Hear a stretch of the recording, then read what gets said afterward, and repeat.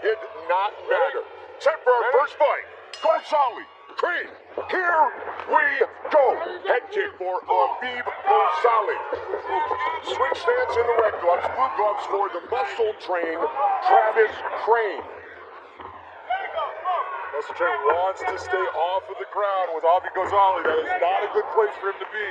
Inside control, Aviv Gonzalez has a lot of attacks. He is very technically sound on the ground.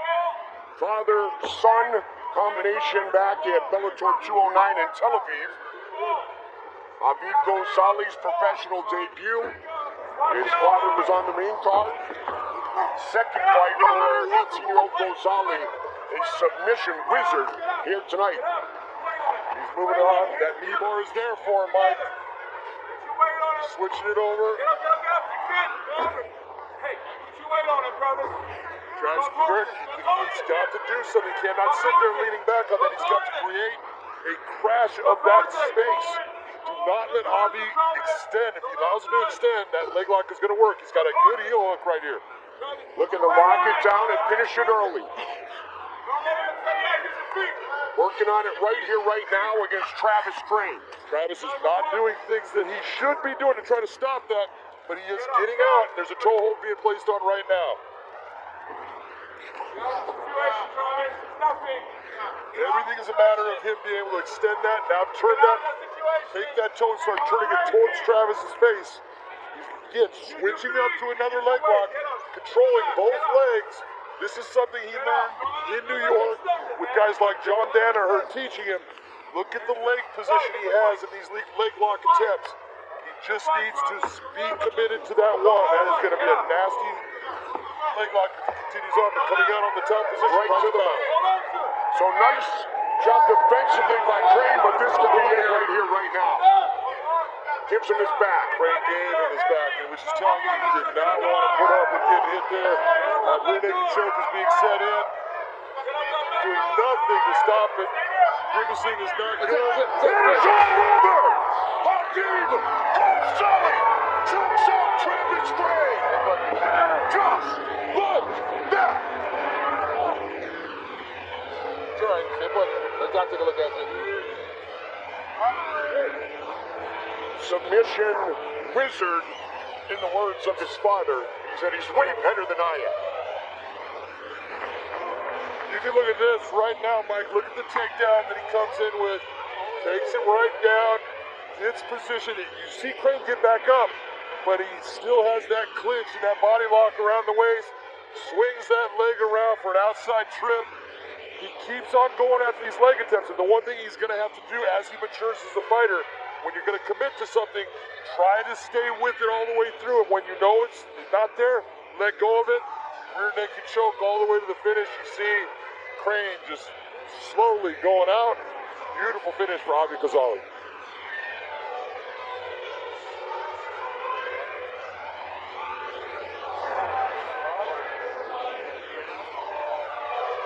Another first round finish for Aviv Gonzalez.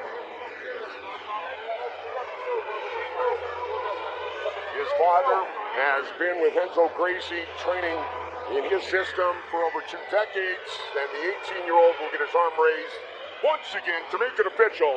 Here is Michael C. Williams. Ladies and gentlemen, inside the Bellator cage, the rear naked choke ends in officially 2 minutes, 15 seconds. Round number 1. The winner by submission, still undefeated, Aviv, the King Gonzalez. Congratulations to Aviv Gonzalez. The finish by rear naked choke. That kid's got a lot of technical skill, Mike, and we're going to see a lot of him in the future. As he matures as a person and a fighter, he's going to be very, very good. Speaking of maturity and mature fighters, we have Jake Glazer, Chael Sonnen, and Josh Thompson. I meant that the nice way, Glaze. Oh, maturity. Have you guys matched at all? Are you kidding me? Between the three of us, we have 19 personalities. None are mature. Jay Glazer and Jay Glazer and Chael P. Sonnen and Josh Thompson. Big night here. 2 titles on the line here, but our final fight of the night. It is Rory McDonald, welterweight champion of the world. Last fight of the first round of the Grand Prix against John Fitch, who you know an awful lot about. But let's start here with Kev, Rory McDonald. All right, listen, he's the burst. He can punch as well as he can kick. He can grapple as well as he can submit. But Rory McDonald has always found an ability to weaponize pace and keep the pressure on guys. I think that's where Fitch starts to nullify things later tonight. Fitch is not reinventing the wheel. He's going to stick with his game plan, do what he's been doing for years. He's going to get the takedown, he's going to grind him out, he's going to go to the decision probably. Can he grind this out on the ground? Can John keep down there? 100% he can. All right, so it's not as much of a gimme as everybody possibly thinks it is. For more on this, let's go to our Jen Brown. Jen. It's crazy back here. Fighters are getting ready to walk. Guys, it's pretty insane also to think that John Fitch is getting a title shot in only his second fight here in Bellator. Now, when talking to him this week, he said, look, there's no extra pressure for me. I'm not putting that on myself. I know it's a big fight. I know it's a tough fight. But look, I've been in this fight game for almost 17 years. This is his 40th fight. It's his third title fight. He said there's nothing that Rory is going to show him that he hasn't seen. And interestingly enough, Rory kind of said the same thing. He said, look, I've been watching John Fitch since I was a teenager. He even pointed back to watching him fight GSP back in 2008. He says, I know exactly what he's going to do tonight, but that's not even my game plan. I don't even focus on that. When it comes to my opponents, I only focus on my will and implementing that in the cage. And he said if he can do that tonight, he's going home with his belt. Goldie, back out to you. Jen, thank you very much. We will be keeping Jen very busy tonight. Tons of coverage of a lot of great fights right here exclusively on DAZN. Our tail of the tape for this contracted fight at 160 pounds, featuring Team Diaz's Chris Avila. You can see that everything, as you would say, Mike, is virtually identical. And now we say it together, which is kind of fun. All right. Michael C. Williams.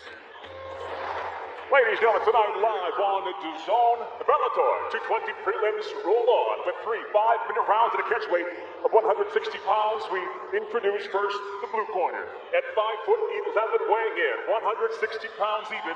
He is professional, record 4 wins, 3 losses, fighting out of San Francisco, California. Brilliant, Brandon Kamui. And across the cage, his adversary out of the red corner at 5'10", weighing in 159.9 pounds. His professional record 6 and 7. He fights out of Stockton, California, Chris Avila. In charge of the action, referee Blake Grice. So Blake Grice, our referee for this fight at 160 pounds. Famuyi's Bellator debut, second time in the Bellator cage for Chris Avila. We are underway. Red gloves for Chris Avila, blue gloves for Brandon Famuyi. Famuyi coming out in the southpaw stance. He will switch orthodox stance for Avila. One of the things we know out of seeing Chris Avila multiple times, he is a guy that will continue to come forward in this fight and put pressure on Brandon. So how is Brandon going to control that pressure, and what is he going to do to counter it? Avila training with Nate and Nick Diaz, Ron Gracie, training in the Nick Diaz Academy. Tough, gritty fighter, John, as you talked about, with a no-quit attitude, much like his teammates and training partners. He mimics his training partners so well in so many different areas. He's got a fantastic ground game, but he doesn't tend to go to it a lot. He does exactly what both Nick and Nate Diaz do. He likes to stand and bang and put people down with those punches. I'm not saying that I think it's always the smartest way for him to fight, but that is what he does. But if he gets on the ground, he has an outstanding grappling game. He has finished 5 of his 6 professional wins. Was victorious in his Bellator debut back in December in Hawaii with a first-round rear naked choke finish. Well, there's nobody that has ever finished Chris Avila. He has some losses on his record, and that was all when he was very young, and he's learning. But every time that he has had a loss, it's come at the hands of a judge's decision. Crazy. Battle for control here early. Brandon Brilliant Famuyi feels like his greatest strength is his mental resilience in a fight. admits he's the green fighter, if you will, the less experienced fighter in this matchup. Still feels confident coming in. Those were his words. Yeah, they are. And you look and you go, well, he's got a lot of experience. He's been fighting for a long time. And this is a good fight to see exactly where he is in his career at this point. And he's just got to fight that smart fight. How are you going to deal with what Chris does? Don't worry about the annex. Don't worry about him saying things in the fight. Just do what you do.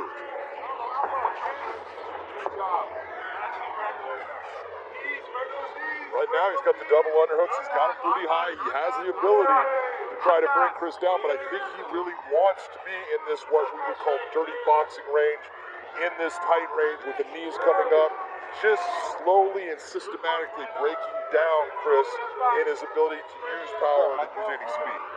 Partner Brandon Famui representing Dragon House MMA. A couple of his teammates also fighting here tonight on the zone, so they're trying to make a statement, not just individually, but as a team, and put Dragon House on the map. Brandon has the first opportunity here. They get a shot of Nathan Diaz in the corner of Chris Avila. When you've got teammates fighting on the same card and you're the first guy out there, you want to set the tone. You want to show everyone, hey, we are ready for this. We as a team are prepared, and I'm going to set the stage. Beautiful straight left hand by Brandon Famui. Low kick by Chris Avila. Under 90 seconds on the clock. First of a potential 3 5-minute rounds. Famui looks good here in round 1. He's doing a good job. He's the one who's actually controlling. There is close. He's the one that is controlling the pace and location of the fight. But that one mistake put him down on the ground, get back to his feet. We'll see what he does to get out of this right now. That was a nice job. Chris Avila had taken and laced that arm behind. He just lost it. He's doing a lot of nice little slick maneuvers in that clinch game.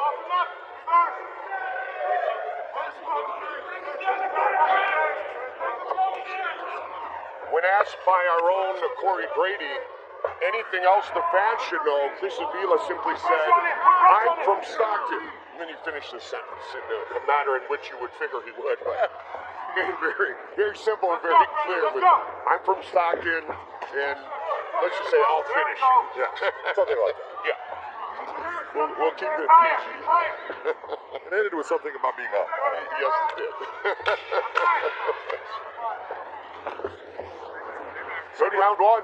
It's going to be an interesting round for the judges in this because there was a lot of control and some stuff happening for Famui. And then Chris came out in the last part of that round, started really working hard.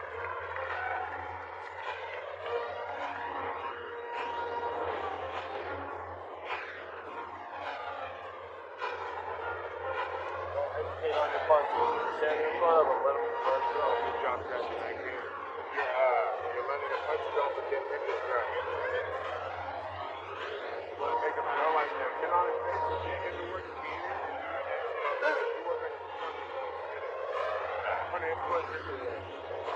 Coach Nate tonight.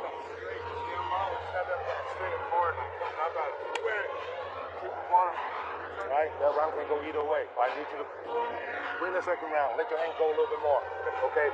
Leg kick outside a little bit more aggressive. You check the inside, you doesn't check the outside. Okay? All right, if it was tough for the judges, then it's going to be tough on your unofficial scorecard as well. It would be tough on my unofficial scorecard.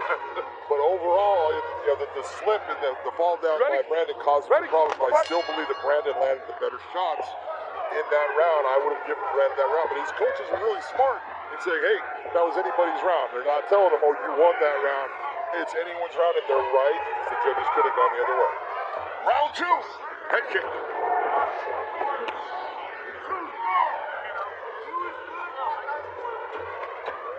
Avila over the top, looking for that right hand. Neither of these fighters have been stopped. So Famui said this should be a complete show. That may get a little bit bloody. Both tough guys, 8th professional fight for Brandon Famui. 14th professional fight for Chris Avila.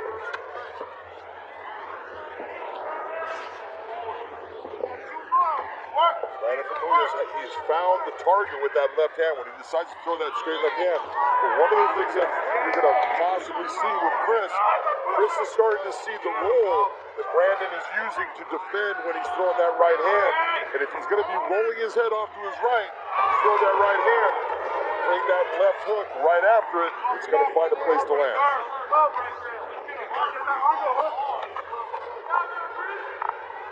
Famui can be very offensive from the Muay Thai plum and the clinch. Right now he's trying to, exactly what you hear the corner saying, defend the takedown. Explain those legs back. Chris has the ability, if he can take it, swing him around exactly like he's doing, but he keeps on losing his leg as he's trying to bring that leg in to hold his off. It's just a matter of doing that technique the right way. He'll get him to the ground. It's not like Brandon's doing anything special to defend, but when Chris is making a mistake in that technique, Brandon's able to keep him up on his feet, stay where he wants to be. He just needs to get his back off of the fence if he wants to be offensive. You see right behind the fighters as they clinch and battle, Chandler Pitbull, right here exclusively on DAZN, just a couple of weeks away. That is going to be one incredible matchup. Cannot wait. Just about to the midway point of this 160-pound battle. Avila in the red, nice lead by Famui in the blue.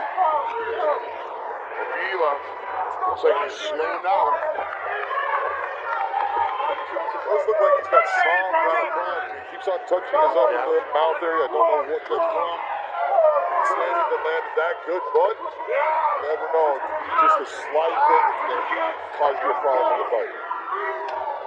Famui said his teammates gave him the nickname Brilliant because his technique is something that he has really worked on and perfected. He executes things with his X's and O's very, very well.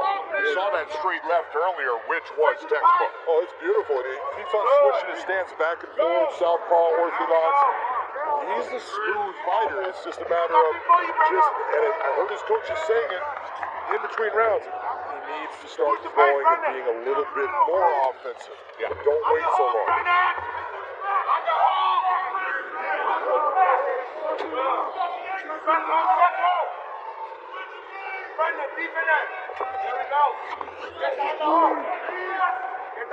Here's Avila looking for a takedown again.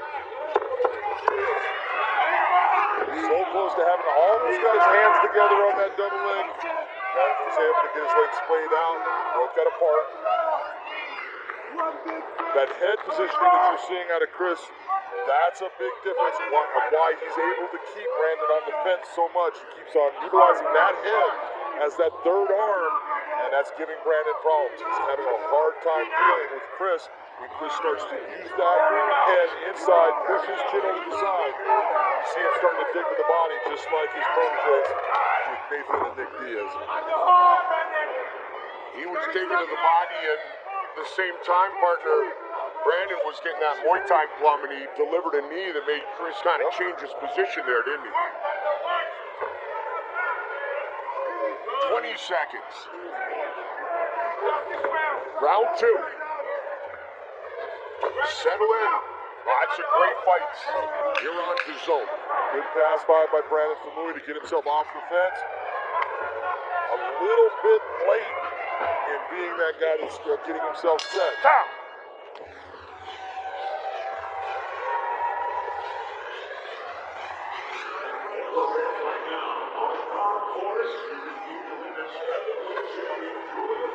Okay, take a deep breath. Take the mouthpiece out. Hold the mouthpiece. Without keeping the underhook, empty your gas out this round. Okay? Let your hand go. Leg kick a little bit more harder. More vicious. Ice pack on the chest.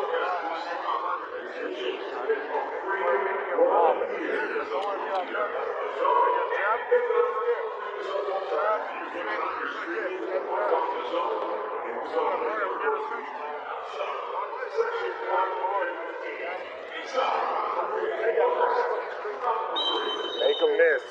Watch it.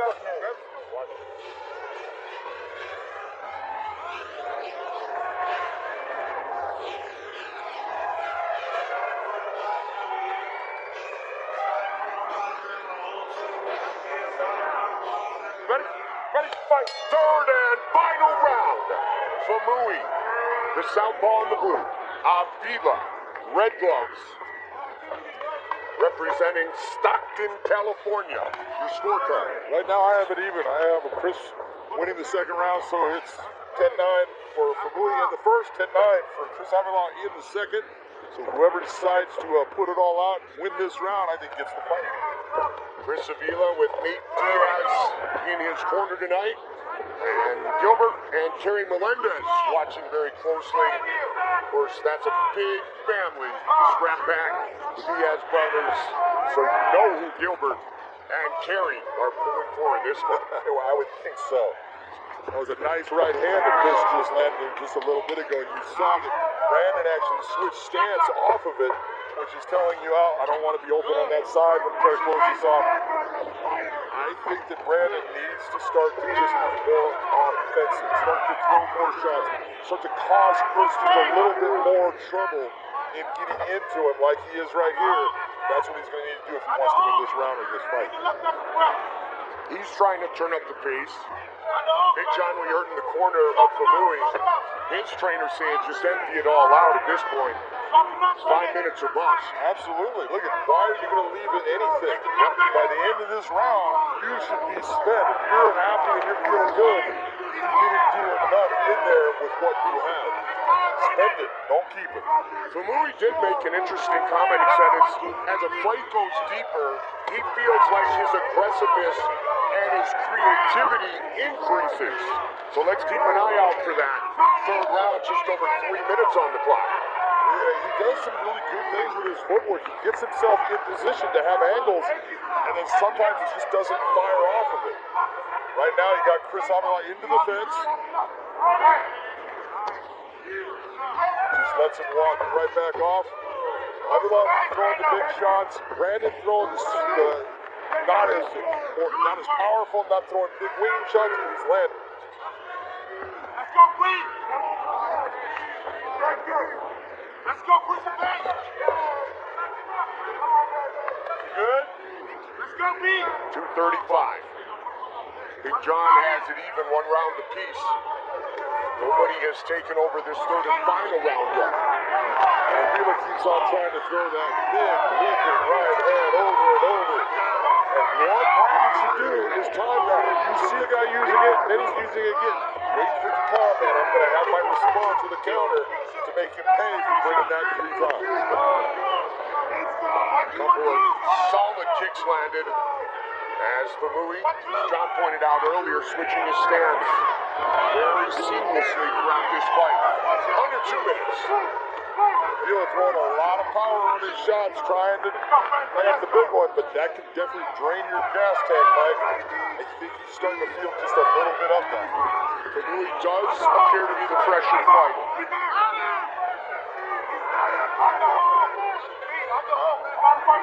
As Brandon mentioned pre-fight, neither of us have been finished.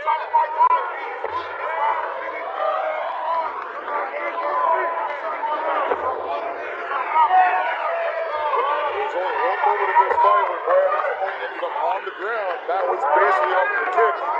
He got caught and ended up going backwards and losing balance. Other than that, he's been able to stay exactly where he wants as far as on his feet in this fight.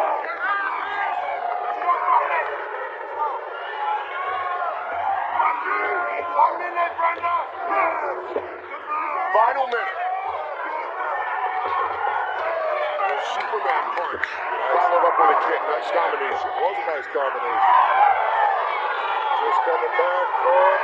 Those guys starting to showboat. You'd be better off throwing those things than sticking them in the air. Unless you're nipping me. Because you end up throwing it. Both men know the urgency.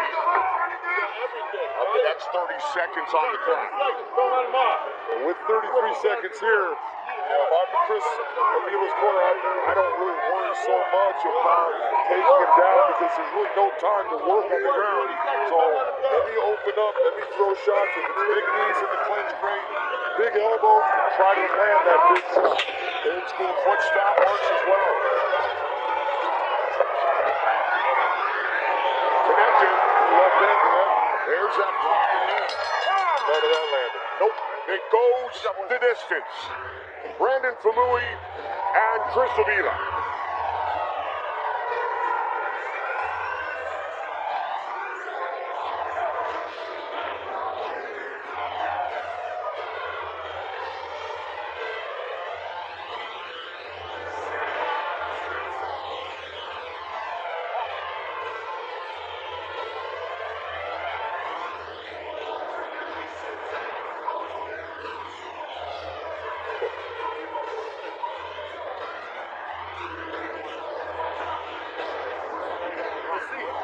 Where the rest at? Or the judge? Judge got.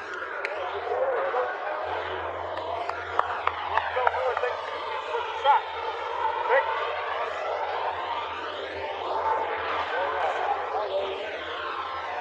Bellator debut for Brandon Famui. Fighting out of San Francisco. Chris Avila hoping to go to 2-0 inside the Bellator cage.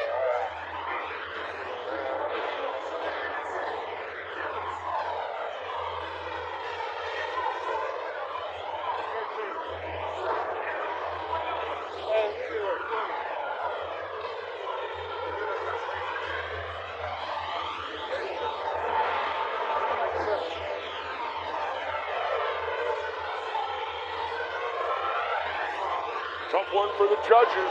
Yeah, it is. This is a very tough one because there's so many elements.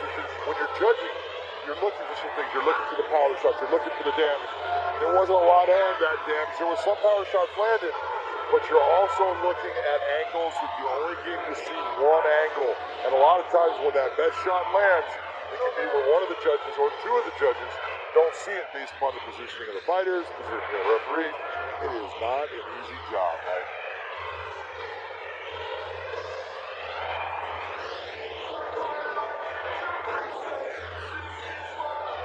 All setbacks for both fighters have been by decision.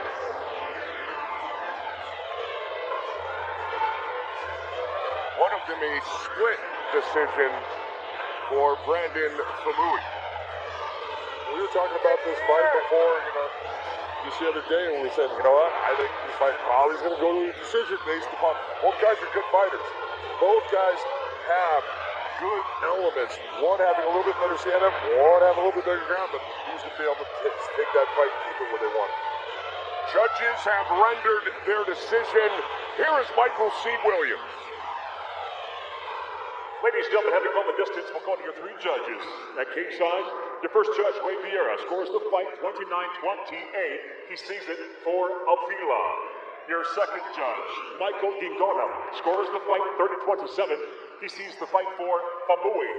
Your third and final judge at cage side, Jason McCoy, scores the fight 29-28 for the winner by split decision. Brilliant, Brandon Famui. Split decision victory for Brandon Famui. Victorious in his Bellator debut. Let's check in with Jen Brown. Thanks, Goldie. In 2016, Bellator featherweight fighter Jordan Parsons was tragically killed when he was hit by a car while crossing the road. Now, to honor his legacy, Bellator, along with Parsons' family, partnered up with the J. Robinson Intensive Wrestling Camp to give away a scholarship to a high school wrestler to attend the same camp that Parsons attended when he was in school. Now, the winner of the scholarship gets to attend the 14-day intensive wrestling camp in either Oregon or Pennsylvania. So, if you know someone that is deserving of the tremendous opportunity to be coached by some of the best wrestlers in the country, applications are being accepted right now. So for more information, head over to jrobinsoncamp.com/Jordan Parsons to get all the info. Goldie, back over to you. Thank you very much, Jen. Please check it out. Wrestling such a huge part of this sport of mixed martial arts, as we will see John Fitch, the former captain of the Purdue wrestling team, later tonight. Our tail of the tape for this next fight in the flyweight division, Justin Tenedora and Matt Perez. Yeah, 2-1 versus 4-2, both young fighters, but I want you to see 128.2. That is 3.2 pounds over that flyweight division. That man missed weight. He did indeed. Michael C. Williams. Ladies and gentlemen, tonight here at the SAP Center in San Jose, we go now to the flyweight division, set for 3 5-minute rounds live on DAZN. We introduce the blue corner at 5'8", weighing in 125.9 pounds. His professional record: 4 wins, 2 losses. By way of Fargo, he fights out of Fresno, California, presenting Matt Perez. And across the cage, that is there out of the red corner at 5'8", weighing in 128.2 pounds. As a professional, he's 2-1. He fights out of San Jose. Introducing Justin the Karate Kid Tenedora. In charge of the action, your referee, Josh Rosenthal. Josh Rosenthal, our referee, the Karate Kid, back in May, right here inside the Shark Tank, Big John. Yeah, this was a fight where you looked and it was going back and forth. Very tough opponent. That triangle set in. It was tight. It was over. That was a very nice submission victory by Justin Tenedora. Came at 4:27 of the first round. Let's fight. Here we go. Karate Kid, Justin Tenedora, Matt Perez. We are underway. Tenedora in the red gloves. Perez in the blue gloves. Very comfortable are both fighters in switching their stance. Both guys do switch stances, and one of the things you're going to see, though, I honestly believe that Justin Tenedora is a more polished stand-up fighter than Matt Perez. And Matt Perez is going to have to make this a dirty, grimy fight in getting close to Justin Tenedora and hitting him inside that phone booth area instead of staying on the outside. Tenedora representing AKA American Kickboxing Academy. Javier Mendez, Bob Cook, and the crew there, we all know them. They will be represented in one of our double main events later tonight by John Fitch.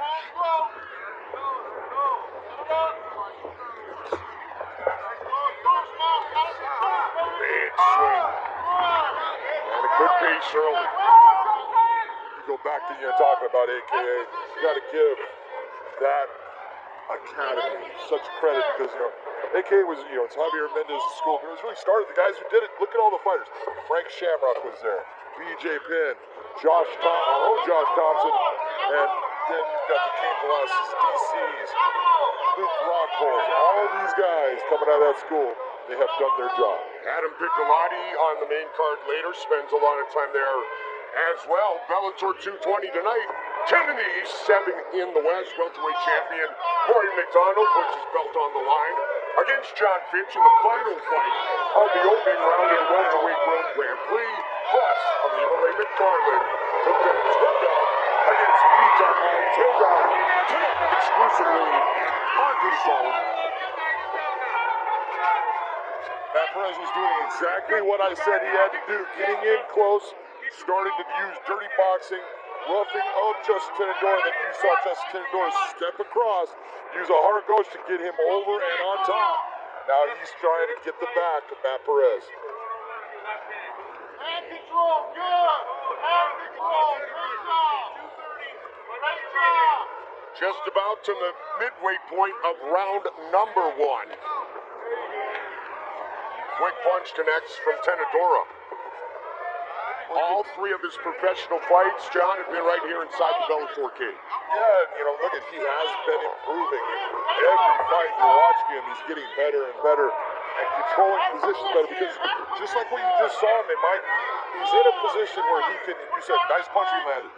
That's because he's in a position he can land a punch where his opponent cannot land one on him. That's smart in the true fight. Tenedora talked about what you just focused on, AKA the strong team of world-class coaches and partners from AKA who have all been in the biggest stages of the fight game, all behind me in my corner, is the biggest advantage I have tonight over my opponent. You're seeing that Justin Tenadora right now, he's the bigger fighter, he's the stronger fighter, and he's muscling Matt Perez around.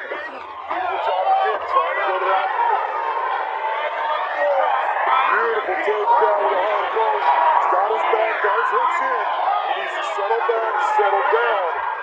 Don't rush things, and if you're Matt Perez, start to control those hands. Make sure that you know that you've got at least one of those hands under control. Take that body triangle and start bringing that body triangle with that foot down to the ground on that side. Make him switch it.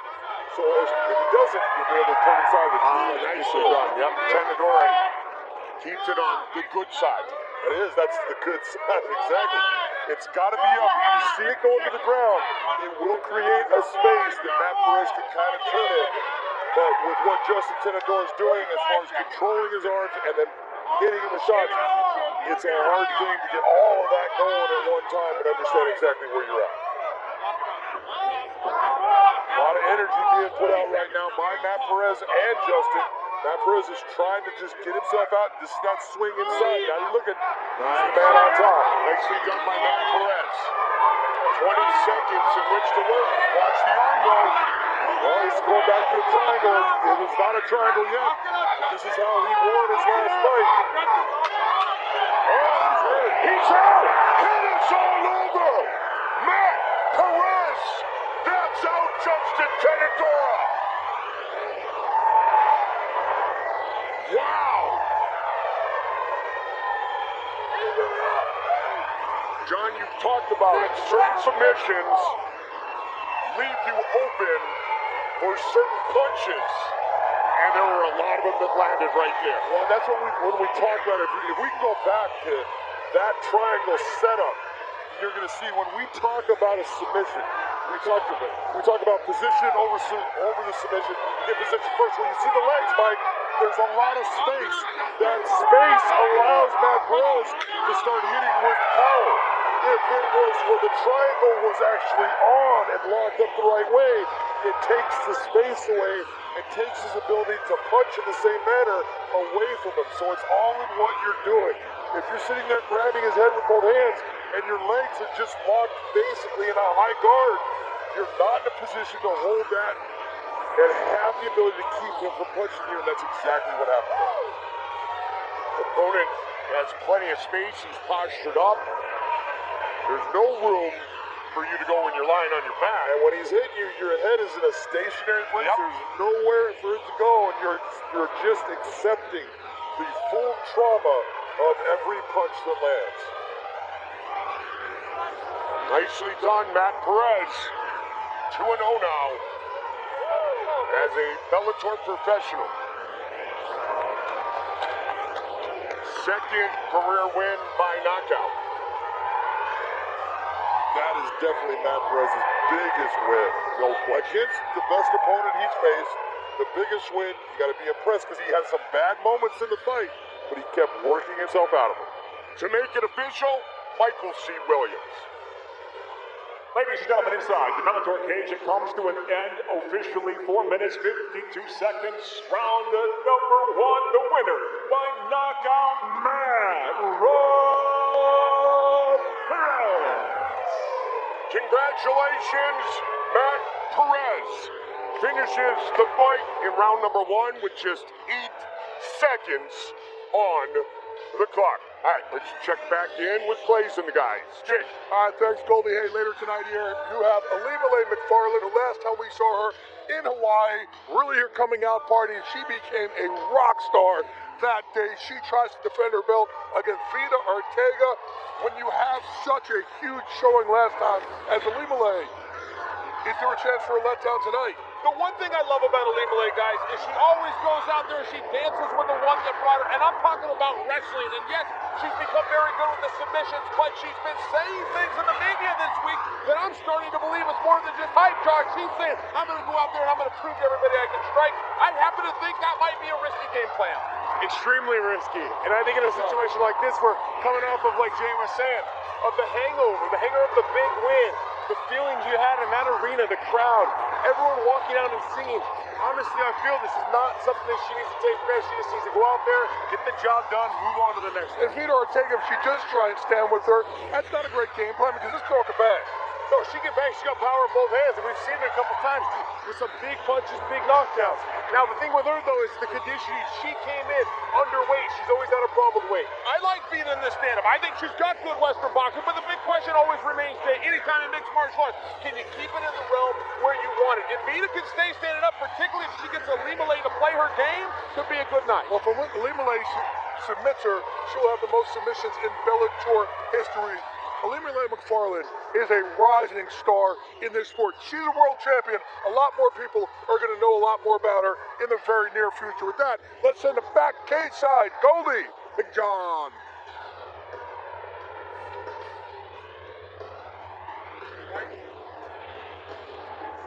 Rising star, to say the least, as we get ready for Casbell and Peter Ishiguri. This was a beautiful submission victory by Casbell. Cas has a lot of skill on the ground. He is long, he is wiry, as I call him. That's a beautiful armbar right there. Very tight, set up well. He has got skills in the stand-up game, the ground game. He is a very tough opponent. 2-0 inside the Bellator cage. Both submission finishes, the one we just saw there, and a guillotine as well. Our tail of the tape for this contracted fight at 140 pounds. You can see Casbell is 32 years of age, right in the prime of his athletic career. 2-0 versus 1-0. Someone's O has got to go. Michael C. Williams. Ladies and gentlemen, tonight here at Bellator 220 prelims on DAZN. We go now to a catchweight fight at 140 pounds, set for 3 5-minute rounds.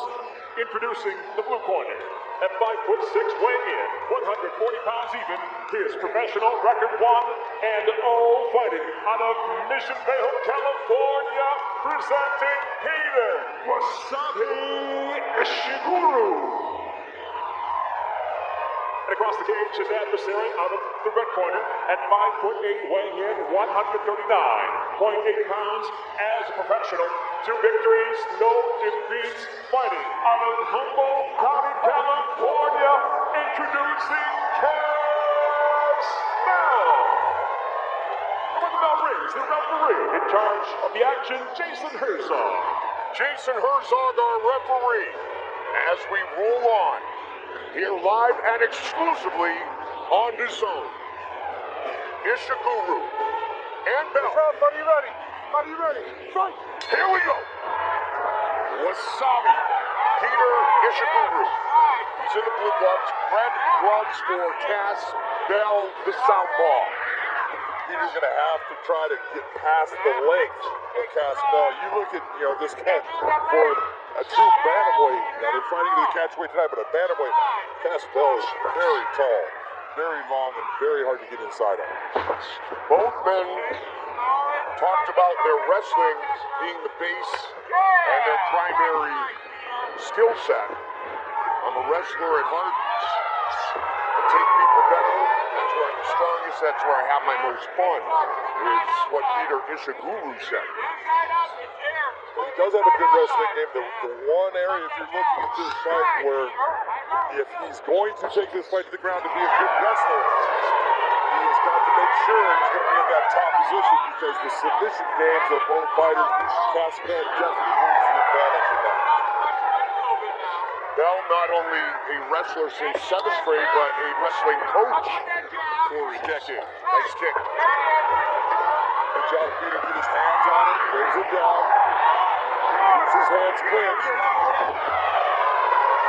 All over, good punches. Long head into this one. Thrown down again. What Cass needs to do is get that right arm past that waist area of Peter. We'll open things up for him. Now he's out. Ishiguro wrestled 3 years at Boston University. He dropped the wrestling program his senior year, or he would have continued. And in that circumstance, that little bit of scrambling we had, that was exactly what Peter needs to do. In the times when you decide I'm going to wrestle, I have to be the one controlling that and being on top. He did that perfectly. Snell check that kick, move forward. Now the leg gets caught. And another scramble. Good sprawl so far by Bell, but man, Ishiguro going after it. He's got a nice job with the inside trip with his right leg. He's going to get him, but he has to keep pushing and driving. Exactly, you can't stop. You stop and you have Cass Bell being head high, as we will call it. He's going to be able to strike. It is not a wrestling match. If you're in a bad position, make sure you get your head high so you can be safe. Bellator fans, you want the same gear the fighters wear and more? Find new official Bellator MMA gear, Kimbo Slice bobbleheads, and much more at BellatorShop.com.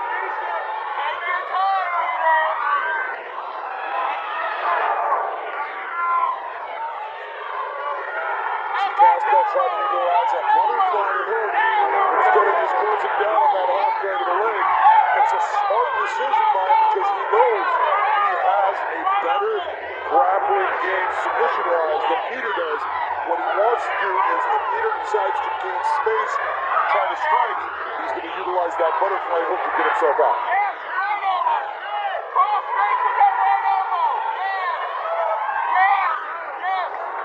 Wrestler against wrestler, this is the Turk. You're just about right.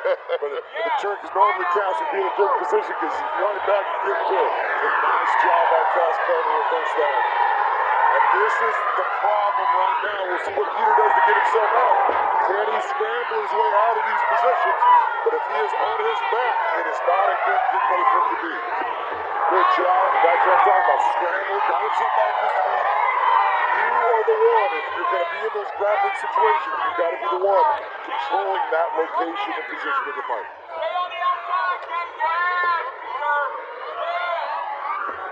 Cass Bell trains and works with over 100 kids, giving the young men and women that he works with an opportunity, a great opportunity, to have that wrestling environment, something to love, something to grow up with, and something to show them how hard you have to work, not only in wrestling, but in life to be successful. So, great job, Cass Bell. Cass Bell just took just a page out of Brock Lesnar's driving double leg takedown book. He's got the ability to land a top side triangle too, right? You let it go, but this is where Peter cannot be in this position where he is underneath Cass Bell on the ground. Both fighters had their moments to shine here in the first 5 minutes, partner. Yeah.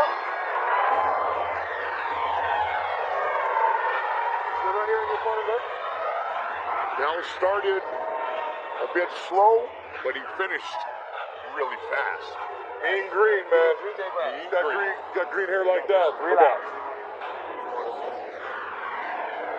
3 deep breaths, bud. 3 deep breaths. Look at this left hand thrown by Cass Bell. Boom! Straight down the middle. See Peter reacting to it. Just takedown. Here's what's going on. Very nice job by Peter Skirk. Brings him down. On top. Landing punches. Here's that beautiful reversal by Cass Bell. I need more elbows. Right back into half guard that tries to spring Be a little bit more active. You got to pop that into the jab for that takedown. inside leg kick. That was a beautiful driving double leg takedown by Cass Bell.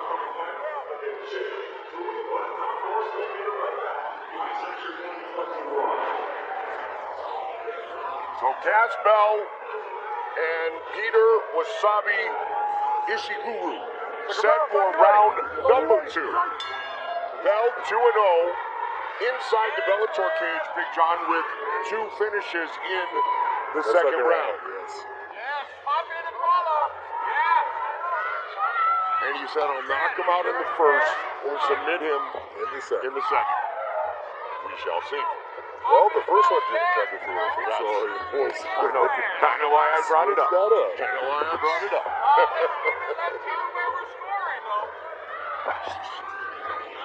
How about round 1? very tight round lot. The wrestling was won by Peter Ishiguro. But the punches that were the best and the most solid and who did the most damage, if you're really looking at it, was Cass Bell. And so I'm going to give 10-9 Cass Bell in that first round. All right, Mean Green up 1 round of love. Red gloves for Cass Bell, blue gloves for Peter Ishiguro, making his Bellator debut. Representing Smash Gyms, a Smash fighter. Josh San Diego, one of his training partners, will fight here tonight on DAZN. Like what I just saw out of Peter, because he gets his hands on him, but decides, you know what, I don't like the position, I'm going to try to strike and do damage to you, since I don't want to work with this clinch that I have. That's what he needs to do, because when he got Cass Bell to the ground, you saw that he started to slow down as far as he was wrestling.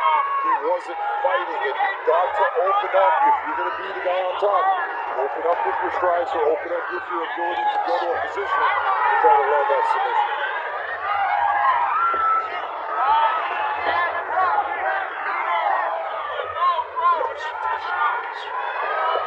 Followed up, missed with the first, connected a little bit with a second and a third punch throw. And when you see those punches landing, Mike, and then you see Peter just dropping down for that takedown, it's telling you, I don't like what's happening. Let me get this to a different area, and Cass is stopping you tonight. The length of Cass Bell showcased here so far in this round. Ishiguro having a hard time getting inside. There he goes. Good time. He timed it off a punch. Exactly, a beautiful double leg takedown to the ground.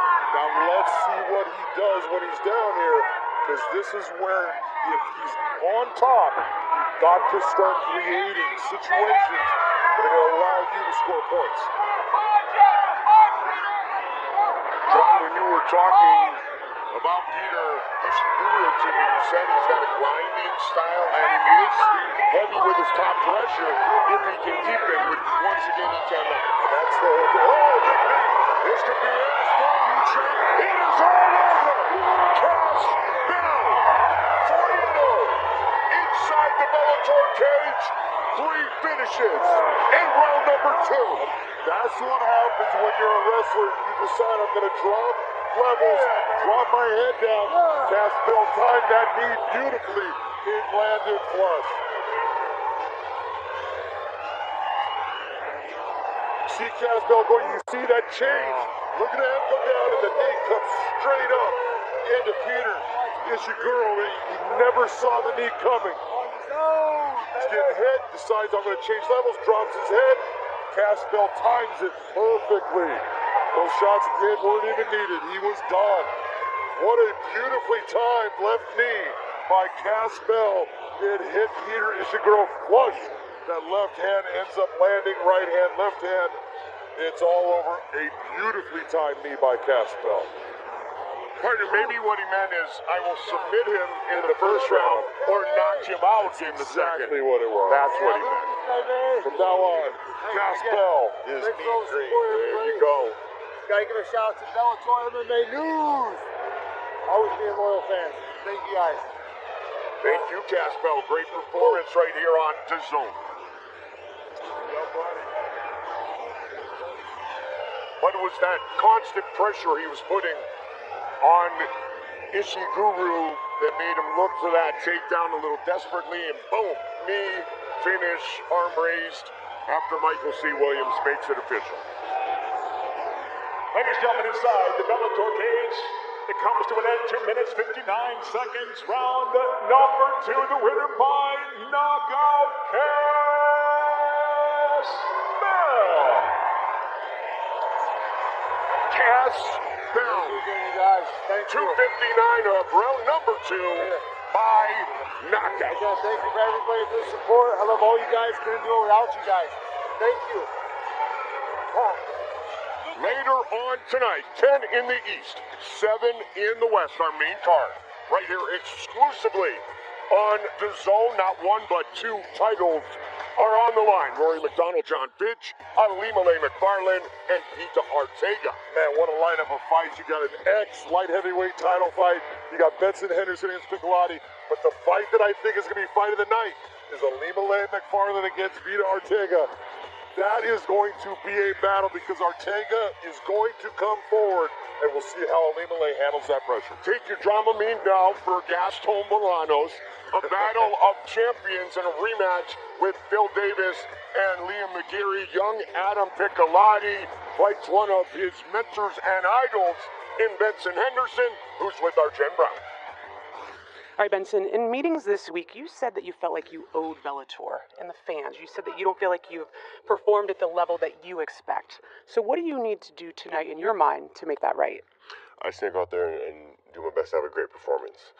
When everything else is said and done, wins and losses and all that stuff, you can't really control that. What you can control is your performance out there. So I want to go out there and make sure that I dictate where the fight takes place, and I do my best to just have a great performance. If I do that, I'm very happy with the chips fall. Now, you've got a heck of an opponent tonight, Adam Piccolotti. On paper, you guys match up extremely well, both black belts in jiu-jitsu, wrestlers, incredible stand-up game. Where do you see that you have the edge to make sure that you can walk away with the win tonight? I think I'll definitely rely on my experience and then just everything else too. Like, I hate to sound cliche, but the wrestling, boxing, if it's a boxing match, no problem, let's do that. Boxing rules, you want to make it a jiu-jitsu match in a gi, no problem, I'll submit them in that too. You want to make it a kickboxing match or a Muay Thai match in Thailand rules, no problem, let's do that too. I think I win in all areas, so I'm happy, I'm confident wherever. All right, well, we look forward to seeing you in the cage tonight. Good luck to you. Thank you very much. Guys? Looking for a smooth performance later tonight from one Benson Henderson, set for our next fight in the light heavyweight division. Our tail of the tape as we get the matchup set to go. Hyder Hamill 2-0 against a more experienced Paradise at 6-3, but he does have that link. Yeah. That is not the fight that we are going to do, Mike. John, I was right. All right. In We the got Chuck Campbell, heavyweight division. Chuck Bruno Campbell Casillas. and Bruno Casillas, like heavyweight division fight. As it is a professional debut for Pelo Loco, and Chuck Campbell fights for the second time. Here's Michael C. Williams. And now tonight here at Bellator 220 prelims live on DAZN, we go to the light heavyweight division, set for 3 5-minute rounds, fighting out of the blue corner at 6'1", weighing in 204.7 pounds, making his professional debut. He fights out of Santa Barbara, California, Bruno Pelo Casillas. And across the cage is adversary out of the red corner at 6'4", weighing in 205.1 pounds. His professional record early on stands at 1-0. He fights out of San Jose, California, Chuck Campbell. In charge of the action, your referee, Jason Herzog. Jason Herzog, our referee. You saw Crazy Bob Cook in the corner of Chuck Campbell. Bruno Casillas, 35-year-old against 35-year-old Chuck Campbell. Here we go. Red gloves for Campbell, blue gloves for Casillas.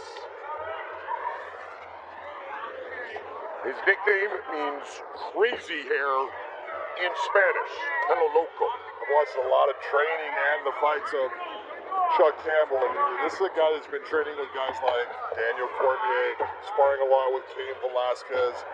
He has been in with very good people. He's a very calm fighter. He's very controlled. He's athletic. We'll see what he does. The big thing he's got to do is take his time and land those big shots that he is capable of landing. Division I football player at the University of Idaho.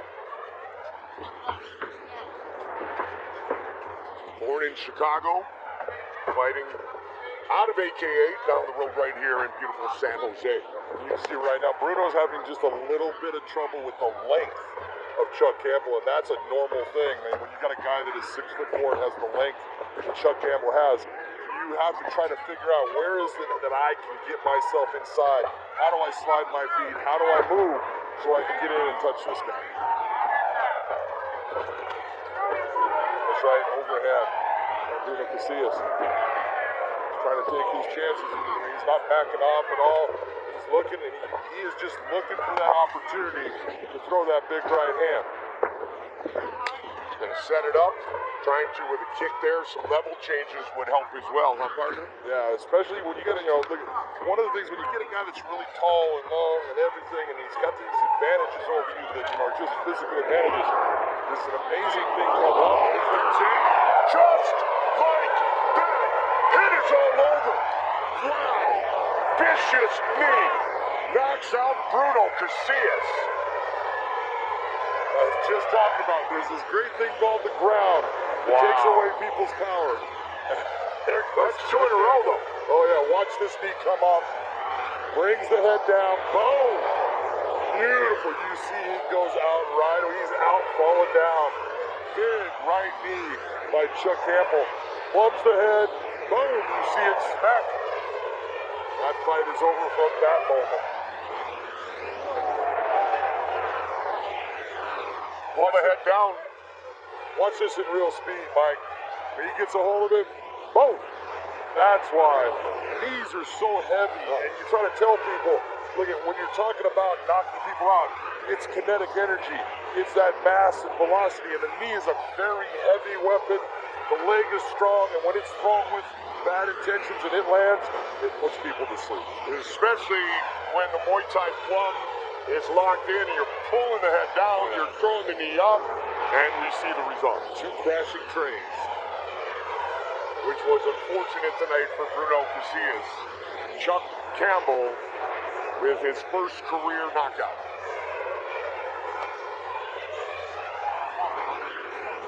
That's the kind of power an athlete like Chuck Campbell has, much like a Chet Congo. If he lands with a knee like that, the power that he possesses, that's it.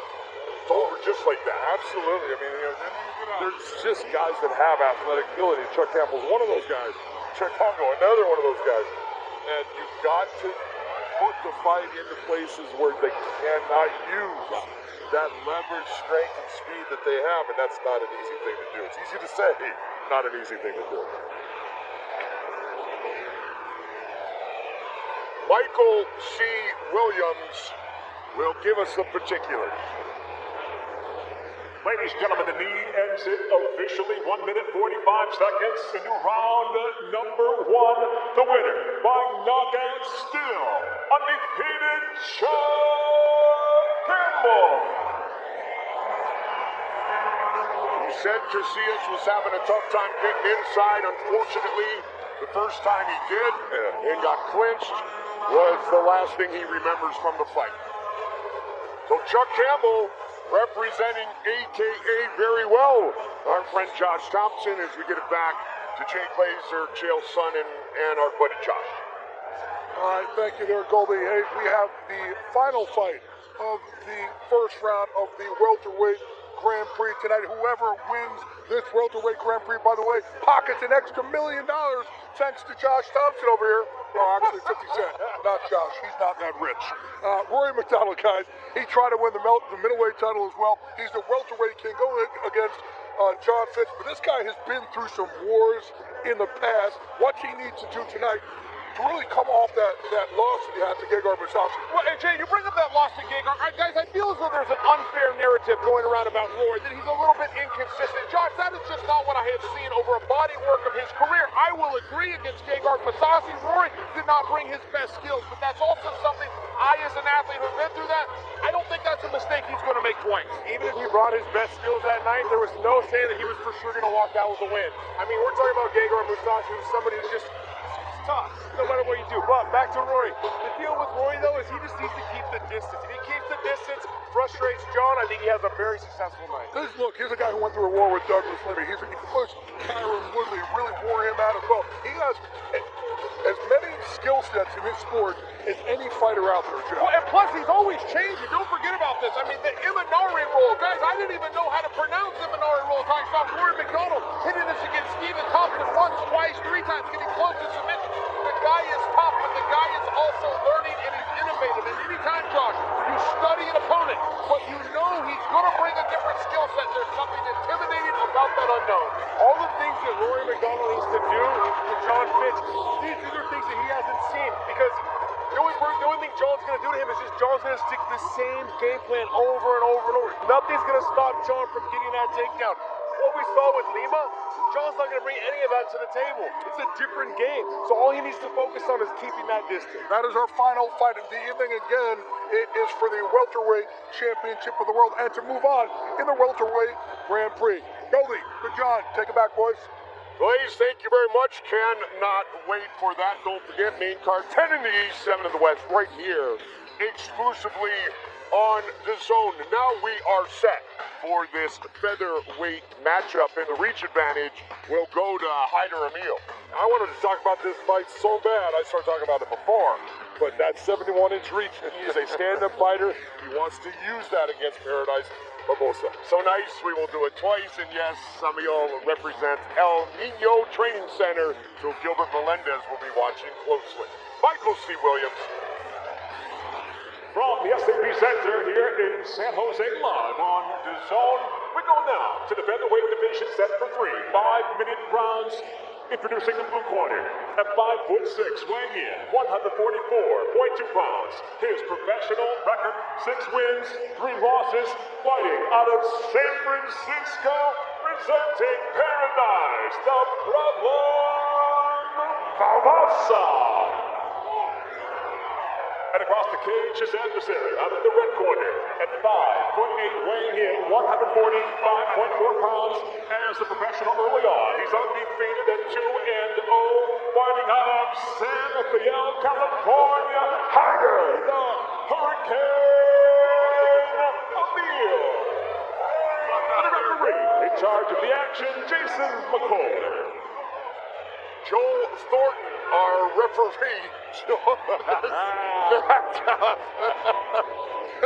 Well, it's appropriate for up here at the Shark Tank. Oh, my goodness. Are you ready? Jumbo. Jason McCoy, our referee. Here we go. One of the dudes about to say it too. It definitely is. Hyder going after him. This is what I saw when watching Hyder. He is a very, very fast and efficient striker. Paradise wants to keep this fight close like he is right now. That is what he needs to do to be successful here. The Hurricane, Hyder Emil in the red gloves, blue gloves for Paradise, the Problem Barbosa. Just said, he said that was a kick. It made that leg go out, Mike. Good pace early, partner. This is a fast pace here. Both guys got to settle down just a little bit. There's Coach Hill, Gilbert Melendez, Daniel Kim, strap pack in the corner of Hyder Emil, fighting out of the El Nino Training Center. Great champion, Gilbert Melendez, great representative of this fine sport he has been over the years. Roll me, make him miss. Yes. You go back to watching both strike force of Josh Thompson, our Josh Thompson against Gil Melendez. They had 3 of the best lightweight championship fights you will ever see. Relax, guys. You're stopping too much. Take your time. Distance. There you go. Get those strengths. Nice.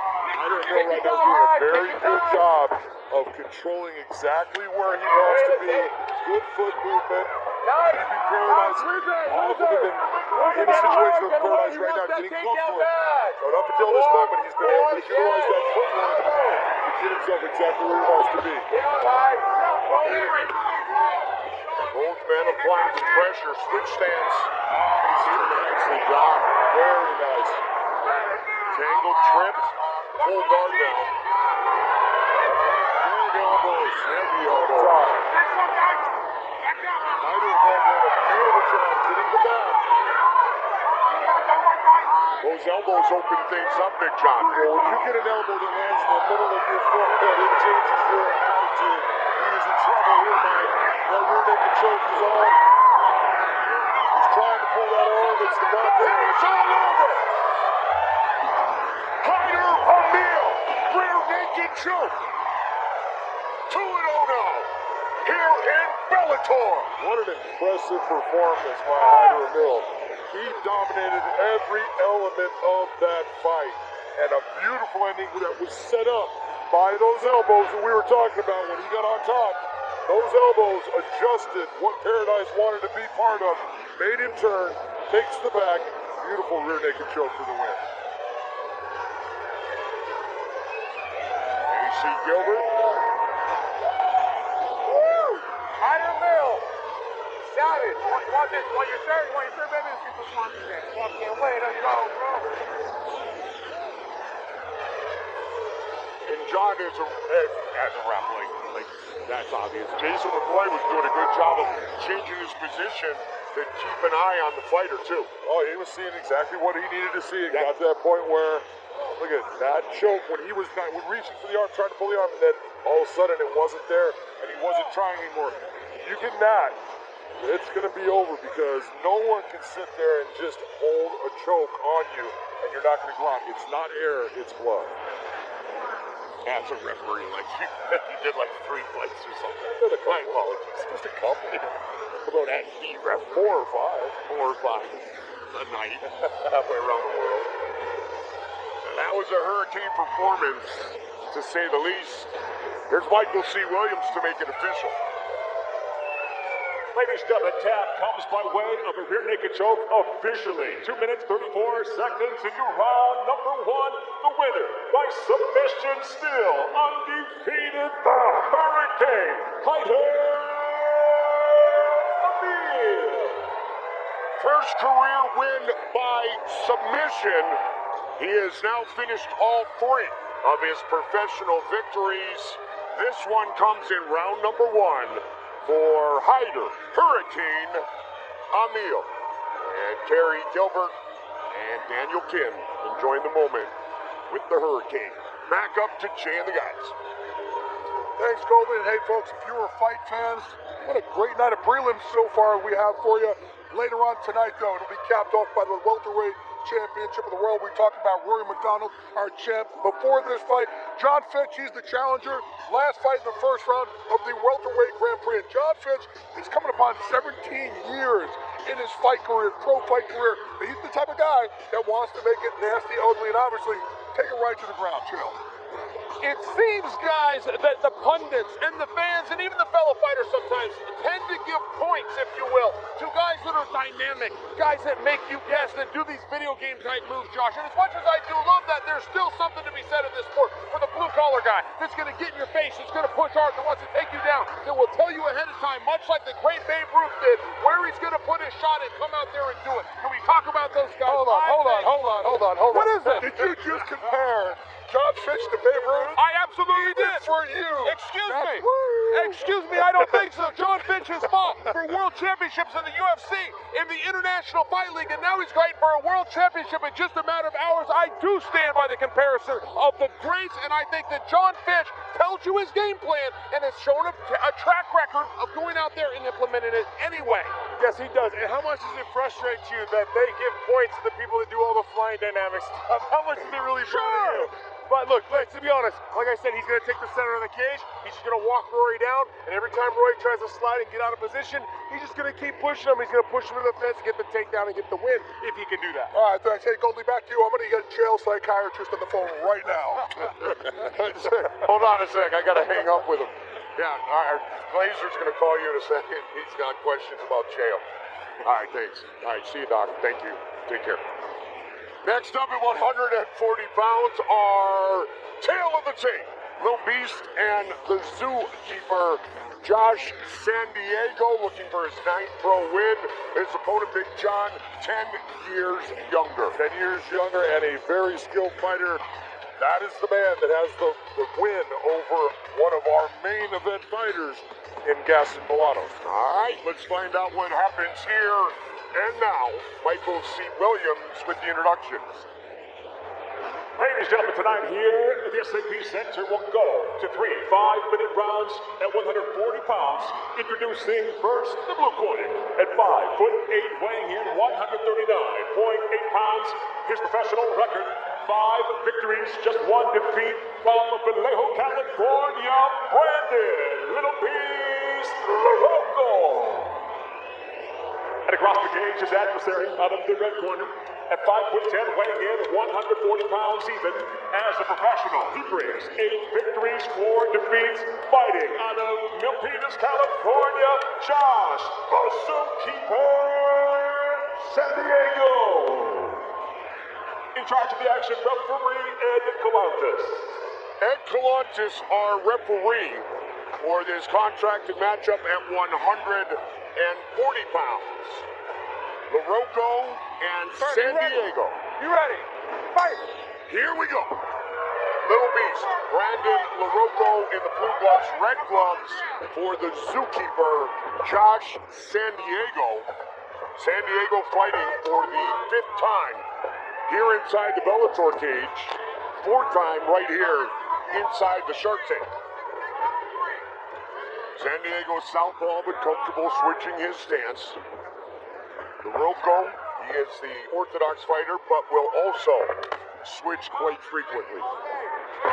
San Diego has a very fluid stand-up game, but he does tend to get tired in the later rounds. You see, that's a big right hand by Brandon LaRocco. Didn't really hurt him, but it caught him off balance, put him on his butt, and definitely got his attention. Coming in, LaRocco said he feels he's got a speed advantage and that he can be pretty evasive. I don't really know if he has a speed advantage in this fight, and I say that based upon watching. Brandon had a fight against Castellanos, and he was doing well in the stand-up game against a guy who is a world-class striker. He actually hurt Castellanos in the stand-up game, and that's how he got the win with a submission. So, Brandon LaRocco is a guy you cannot sit there and don't think that, you know what, he is not fast, he is not powerful, he has all of those elements.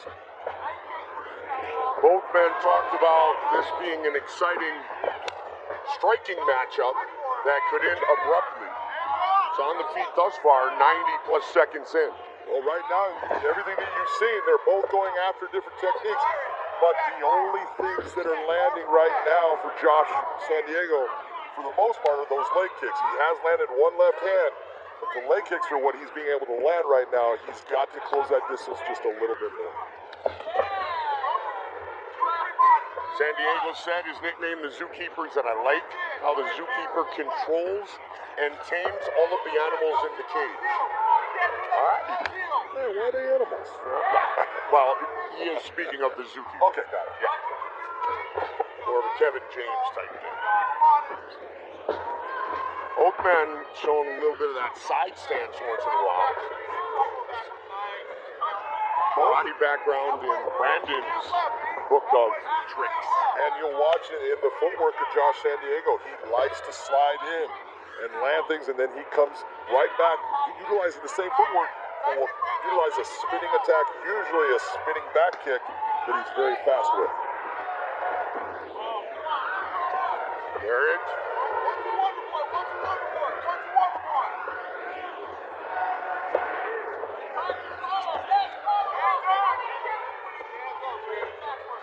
Both these guys are matched up very well. They both move well. Yeah. They both understand range. They're looking for those counters.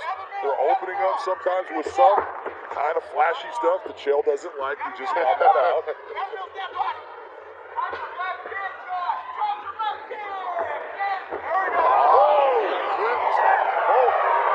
San Diego ate a right hand, but then delivered one, and that one definitely hurt Brandon. No question. The return had much more force on it than the original delivery. Round number 1. White Cobra, my partner, Big John McCarthy.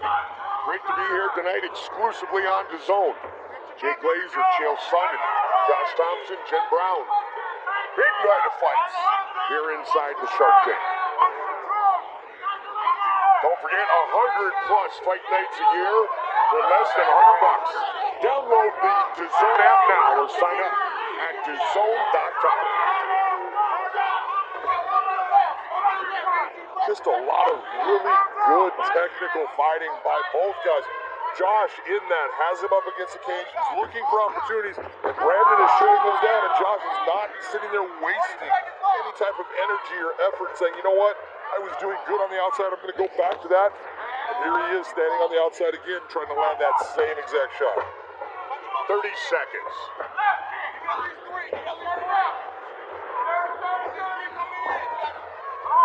Peter Ishiguro, one of Josh San Diego's training partners.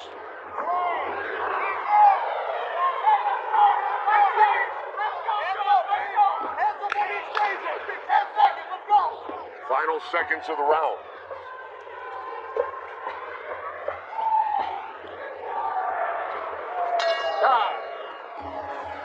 Ishiguro victimized by that knee earlier right here on the zone. Yep.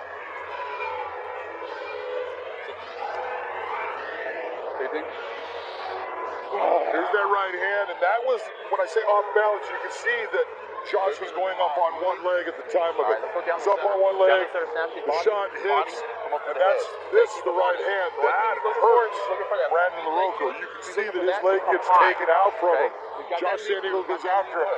There's a difference in those two knockdowns, and in that round, if the judges are looking at it, they're going to be saying, yeah, both guys were down, but one was a much cleaner knockdown, and I would almost bet they're going to be giving Josh San Diego that round.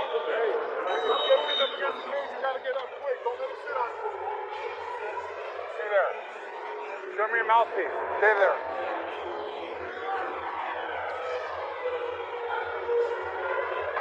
The first two Bellator fights of Josh San Diego's career back in January of 2016, May of 2016. You had the true front row seat partner. Yeah, I did. I have refereed him. He's a good fighter, and he's good everywhere. He's good on the ground.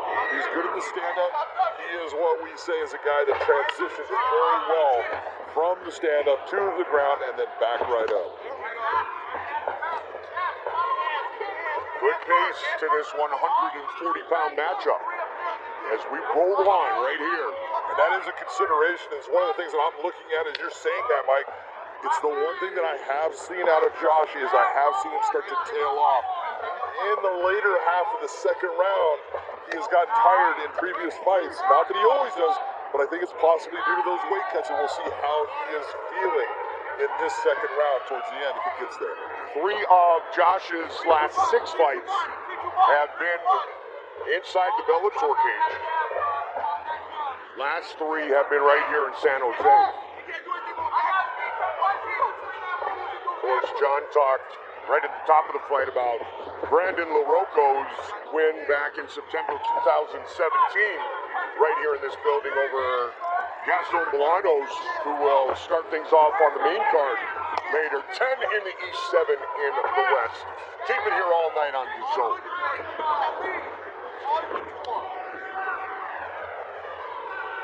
90 seconds into round 2.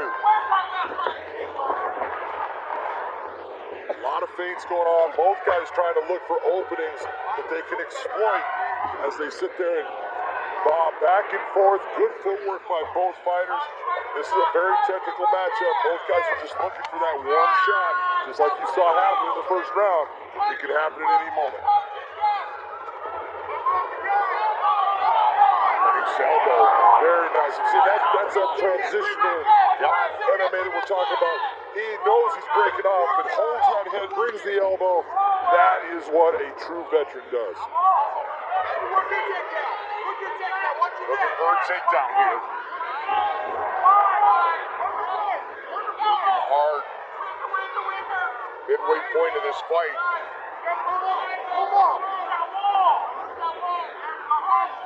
You got to ask him, why is Brandon LaRocco now deciding, I think I'm going to go into a grappling range?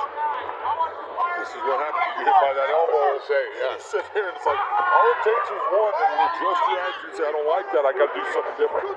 Another good 1-2 by Josh San Diego. Those punches keep landing. From the hands of the man in the red gloves, Josh San Diego. Competed some in professional kickboxing and Muay Thai as well.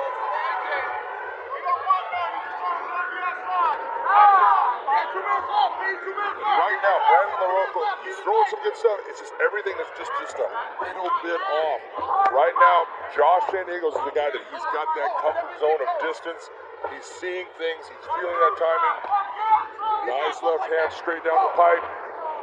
Brandon LaRocco's going to have to just adjust just a little bit. Just change what is occurring with the momentum in this fight.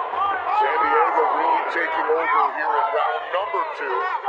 Baseball and football player during his junior college days. Brandon LaRocco has never participated in any other sport but mixed martial arts. Went 9-0 as an amateur with 6 knockouts. One of the things I really like that I'm seeing out of Josh is he's not trying to put a lot of power on every shot. He's just throwing shots out there, trying to touch him, and then every now and then he's putting a little bit extra on it.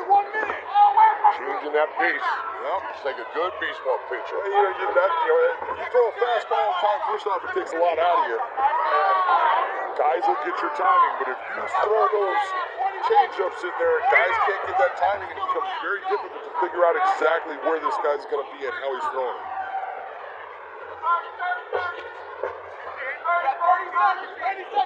Under 30 now.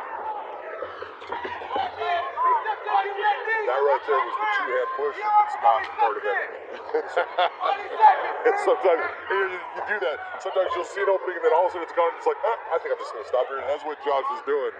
And it's like, if you look like you're going to attack, now, this was a good round right here for Josh San Diego. Big difference in this round because Brandon was landing some good shots in the first round. It was a very close round. This one was not near as close. San Diego was moving forward the entire time.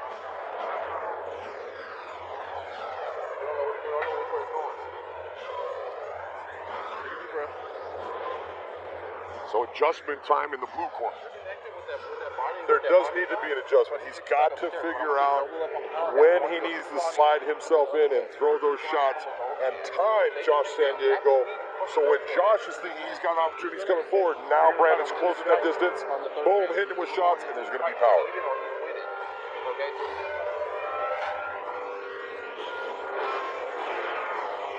This is that elbow that Josh San Diego throws off of this Muay Thai pump. Boom.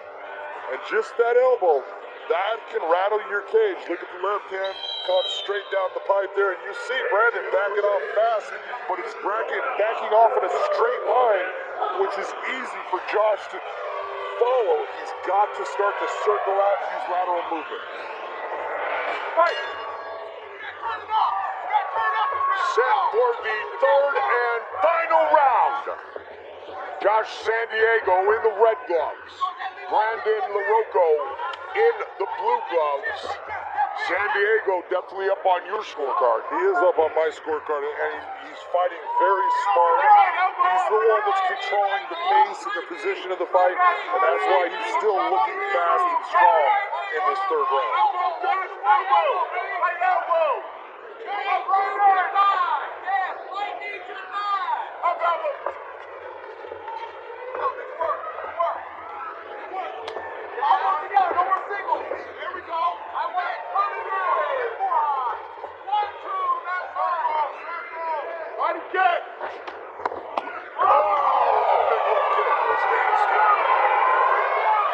Josh knows he hasn't hurt. Left and try to finish right here, right now. Full mount. LaRocco able to control posture, at least for now. And right here, this is when you see a guy going after it like that. I understand why he's doing it, and he's doing the right thing. He's slowing himself down. Hey, look, I'm not going to finish it right now. Let me do what I need to do. Let me create some space, and now let me hit him with power instead of just throwing shots, hoping that one of them's going to land. What you'd like to pace and change of pace throughout this entire fight. This is actually the best fight I have ever seen Josh San Diego from beginning to now into the third round. Everything he's doing is working for him. And he's fighting a very, very good opponent. I was very impressed in watching Brandon LaRocco, watching all of his fights. This kid is good. And when I say kid, 10 years younger, he's got a long career ahead of him. But right now, Josh San Diego is showing him, experience does have its benefits. Finished 4 of his 5 wins. Speaking LaRocco now, 4-fight win streak is in jeopardy big time. As Josh San Diego is really taking over in this fight. You saw Josh San Diego starting to actually make a mistake, putting his hand on the opposite side of the head, and Brandon was right away trying to get himself off of it. Josh goes out, that was a mistake, let me move my hand back around, puts it back on his back. Now in half guard, a very good position to control your opponent, to do some damage, and to let that clock just continue to wind down. Now that, come on, Mike. Long to get the finish. Good movement, at least gets himself to quarter guard. Nice job by Brandon LaRocco to get himself all the way back to half guard. That shows you, this kid has got no quit in him, and he is not accepting any positions. He is trying to fight himself all the way back.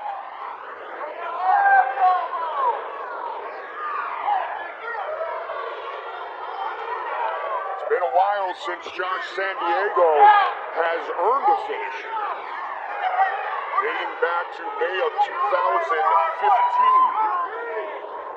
A little bit of a use of rubber guard to try to control the posture and positioning of Josh San Diego. A lot of times you'll see a guy start to get control with that foot, but they need to be careful of where they're at because they can be passed on this right side that you're seeing that knee up with that butterfly hook.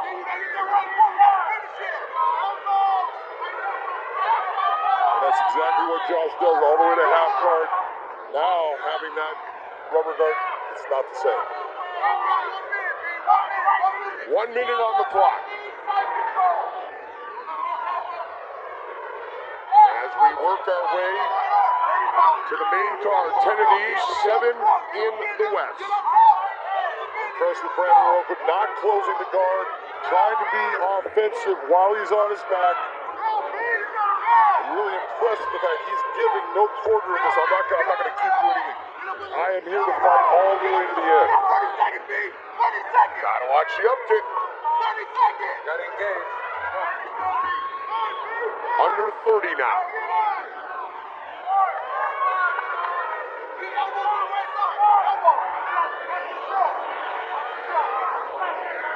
Smart move by Brandon. Get that arm back down. When you see that arm up, there is no guillotine. It will not work. Put your arm back down. Get yourself to the point where you start to either control for a takedown or land that shot. Good shots late by Brandon LaRocco. Too late. And Josh San Diego has turned in what John said, the best performance of his professional career.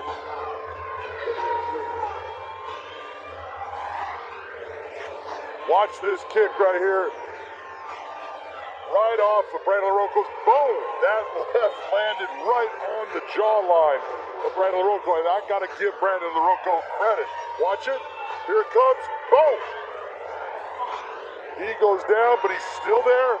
And he was fighting the whole time. He has got what we would call a very solid beard.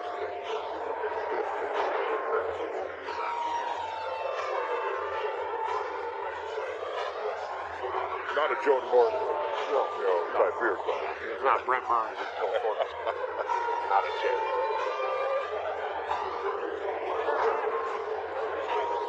Or Jason McCoy or Mike Bellator. Okay.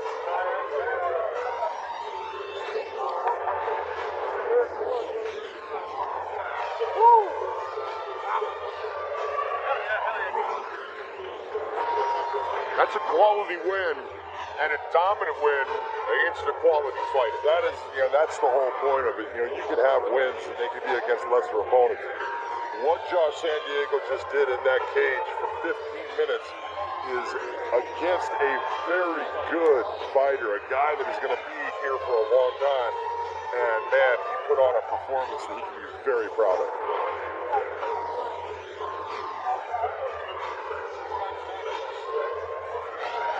Had a little game changer with the elbow, a little game changer with the head kick. Definitely kept LaRocco defensive for the majority of the time. That 15 minutes Big John you spoke of. Judges have rendered their decision. Here's Michael C. Williams once again.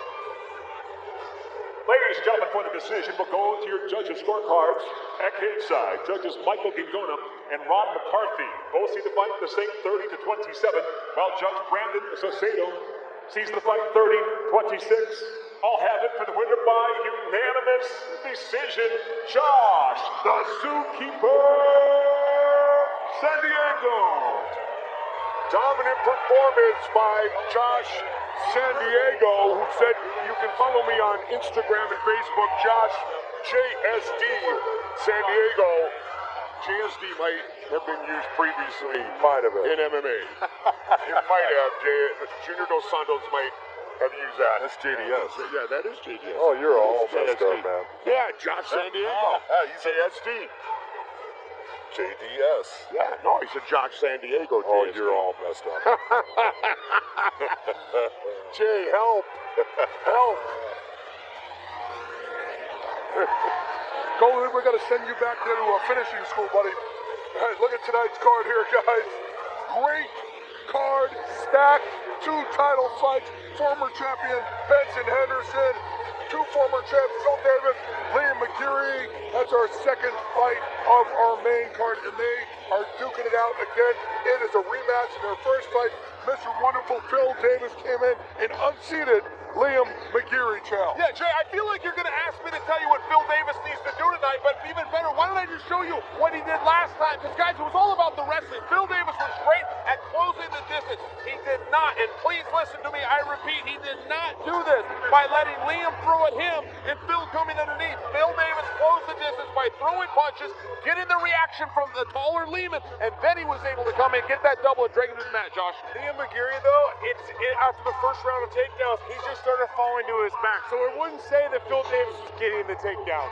He literally just started pulling guard. He knew he was going to lose the takedowns. He just started trying to go into his grappling. But Phil Davis is extremely good on the ground, and we saw that in that fight as well. I don't see much of a difference except for one thing. Liam McGeary right now is in a different mindset than he was then in that fight. Totally different person. Why do you say that? Explain to us why he's in a different mindset, a different mental place, He Josh. was in a completely different place in his life. He was having some personal problems on the outside. He talked to us about it in the fighter meetings, talking about all the stuff that was going on outside of the cage, affecting him on the inside. It showed in that night. He even had a couple fights after Phil Davis, after he lost his title. They were not good performances. We saw his fight with King Mo. That's the Liam McGeary that won him the title. I think he's going to come back to that. And Jay, one of the differences is a new home for Liam McGeary. He's now out in California. He's under the good watch of Tiki Goshen and Paul Herrera. It really has changed his training, and you can see it. He leads everything with the hands as opposed to with the kicks, and then he goes into that grappling. Well, Liam McGeary is also standing by right now with our own Jen Brown. All right, Liam, last time that you stood across from Phil Davis in the cage, he took your belt, and you asked for this rematch. What have you done to prepare for tonight that makes you feel like you can change the first fight's decision? I prepared differently. I prepared on my wrestling. That was a big change in my previous fight. We've prepared. We've gone through every single predicament we could be put in, and I've gone over and over and over it. So I know what I'm doing now. I was going to talk about that because the mental preparation, you touched on that a bit. How important was that, and how did you change that mental preparation specifically for tonight? I think it's been changed from the last fight. This fight is going on to the next fight, the next one after that as well. It's just things in my life changed, and it changed for the better. So now I've got focus, I've got a direction, and I know what I'm doing it all for now. Do you think a win tonight puts you back in the title shot? Fucking better. Yeah, definitely. Yeah, I believe it will. All right, well, we look forward to seeing you back in that cage tonight. Good luck. Thanks very much. Guys? Training in Southern California and living in Honolulu, Hawaii will mellow anyone out. That'll be a great fight battle of former champions later tonight. Now it's time for a middleweight matchup. Diego Herzog and Jordan Williams. 4-2-1 for Diego, 7-2 for Jordan. Big difference in age, big difference in the way they fight. Ground game for Diego, stand up for Jordan Williams. All right, to get things started with the official introductions, once again, the voice, Michael C. Williams. And now, ladies and gentlemen, live on the zone we go to the middleweight division, set for 3 5-minute rounds Introducing the blue corner at 6 foot, weighing in 184 pounds even. His professional record, 7 wins, 2 losses, fighting out of Santa Rosa, California, Jordan Williams. And across the cage, his adversary out of the red corner at 6 foot 1, weighing in 185.1 pounds. His professional record, 4 wins, 2 defeats, with 1 draw. Originally from Florianopolis, Santa Catarina, Brazil, he fights out of Morgan Hill, California, Diego Nosferatu Herzog. In charge of the action, referee Frank Trigg. Frank Trigg, our referee. Big John, as we flash back to Bellator 199. This is Brandon Hester against Jordan Williams. Watch the shots. He's got heavy hands, and when he starts hitting people, they start having problems. That's what Jordan Williams wants to do tonight against Diego Herzog. Ready? Williams, Herzog, we are underway. Southpaw against Southpaw. Herzog in the red, Williams in the blue. Diego Herzog has finished all 4 of his professional wins. Jordan Williams has finished 6 of 7 of his pro wins. The real question in this fight right here, Diego is tough. He will continue to fight. I've seen this man exhausted in the cage and never quit. But can he get this fight to the ground? He has a distinct advantage on the ground. But in the stand-up, can he put his chin on the line against the power of Jordan Williams? I'm not sure he can. 3rd degree black belt in Brazilian Jiu-Jitsu. The Brazilian out of Florianopolis, Diego Herzog. 2 wins by knockout, 2 wins by submission. And his 3rd fight here in Bellator. Well, this is where when Jordan Williams used to wrestle in that wrestling, he's not using that wrestling to bring that fight to the ground. He is going to use that wrestling to say, I don't want to be on the ground. I'm going to be a defensive wrestler, and I'm going to stand here and try to punch a hole in your head while we're in the stand-up position. And Diego's just got to get past that punching and figure out where is this opportunity I can get this fight to the ground so I can do what I am so good at. Chuck to the Devils fight? Exactly. That is a perfect match of what Jordan Williams wants to do tonight. Firing away. Very relaxed with his stand-up.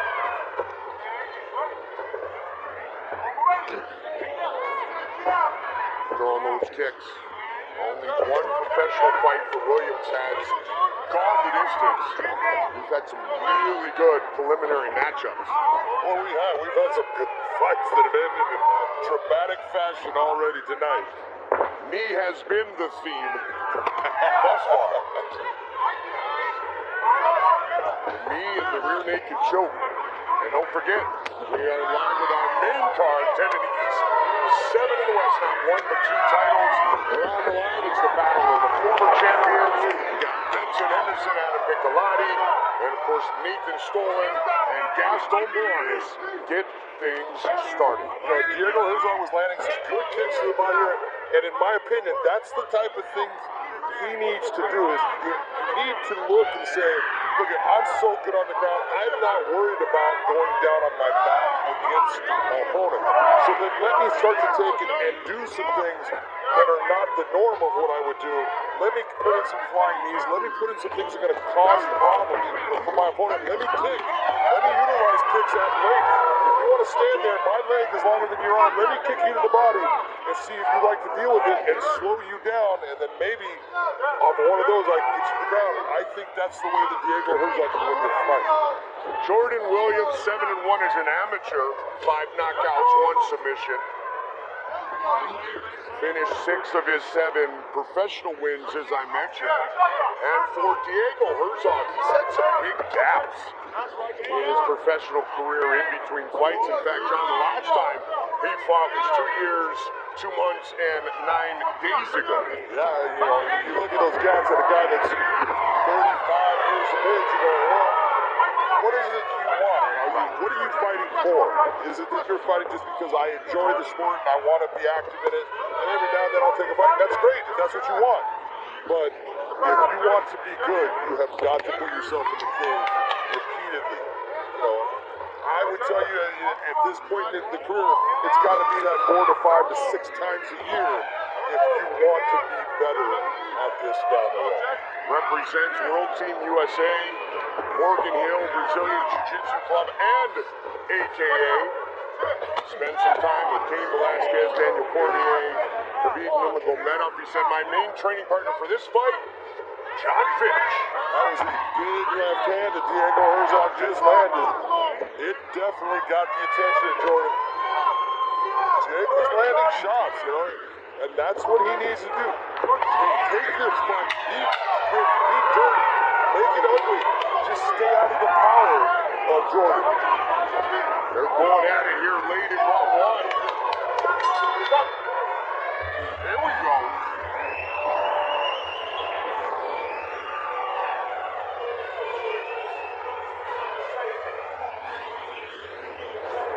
You're outstriking him. Remember that.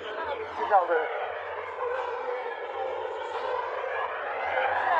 Sit down. Focus. Give me 3 deep breaths. No. 3 deep breaths. And again, pull outside that left hand, okay? Okay, you're outstriking him. Your jab is landing very solid. Your straight is landing, all right? Make sure when he moves back, he doesn't land a straight punch. You're watching that straight punch. That's all he got. Hold on, Jerry. You're hitting with a team, but don't always rely on the leg kick. Hit him with a hand opener, with a jab, and a straight. You can't see anything coming anytime. That ice. Stay right there for me. Stay right there. Round 2. Round 2. Stay right there. Round 1, partner? Round 1, I give it to Diego Herzog. I think in the end, he landed some of the harder punches, landed some clean shots that actually affected Jordan, and he was open and going after him. That happened basically 2 minutes into the round, but he got that part of the fight. I give him the round. Diego, when asked about his advantages in tonight's matchup, he said, my biggest advantage is how hard I train and my experience over the years training with the best in the world. And he's been training with John Fitch for this one. He's been pushed and pushed and pushed a little more.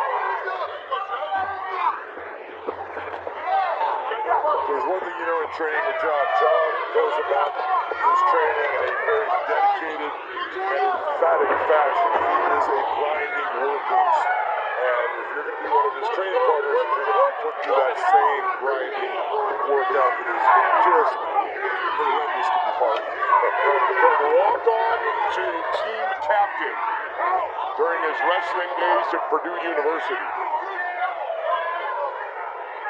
Tells you a lot about what the coaches thought about him in every aspect. Wouldn't give him a scholarship. Finally gets that makes him captain because of an ethic in working hard. Can't teach that. Both men exchange some knees, both men a little bloodied up. Good battle of these southpaws. It's round 2 of this middleweight fight.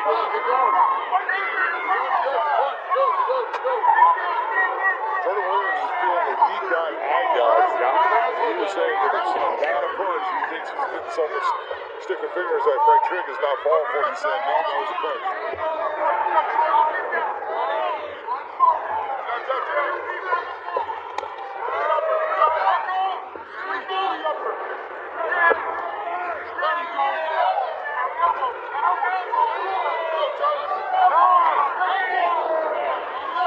Both men happy to stand in the pocket and train.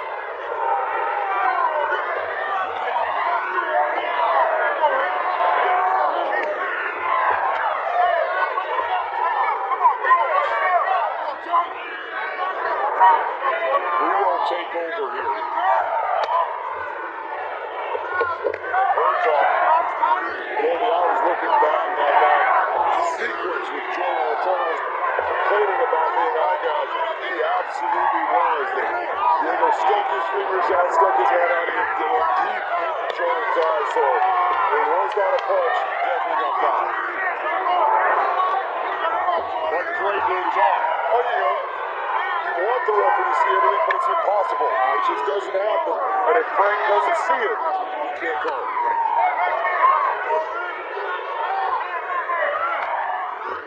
Jordan working through it though. And pushing forward. Good combination. Yeah, both guys trying to counter what their opponent is doing. Both guys getting a little tired. But right now, Jordan is going forward more, landing shots just like you're seeing on Diego. And rock it back a little bit.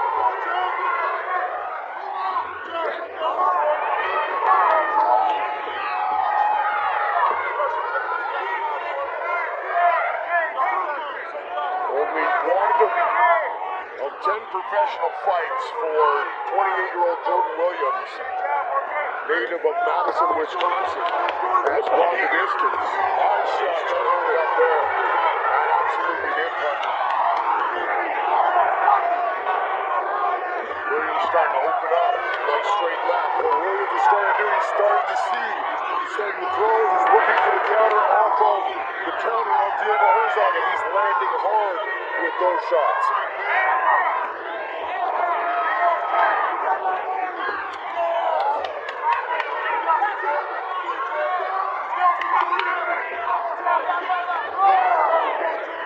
Pushing the pace as well. Wearing down Diego Herzog. Quick little hook. And again, went right back to it. It's almost like everything that Jordan is now throwing is landing on the target and starting to add up. Even that Superman punch or thought of it didn't have much on it for Diego Herzog. That was a nice little turn. He put Diego Herzog's head right into the Bellator cage. Good round for Jordan Williams. Yes, sir. Especially working through the accidental eye poke.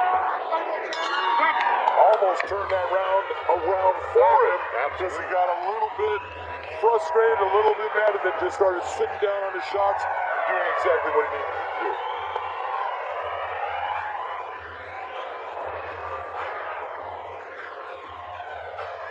Mike, here's that section. Watch the hand, the left hand, right hand, boom. It comes straight out, right into Jordan's eyes. And that's what he was complaining about. Here's when he started touching him. Nice right hand again. Everything he's throwing, just touching it. Touch, touch. Not a ton of power on it, but man, those are adding up. Final round. Okay? We've had fighters in the past. John, that have said to us, hey, I spent too much time worrying about a foul or an infraction that wasn't called and yelling at the ref and being mad at the ref that it cost me the fight.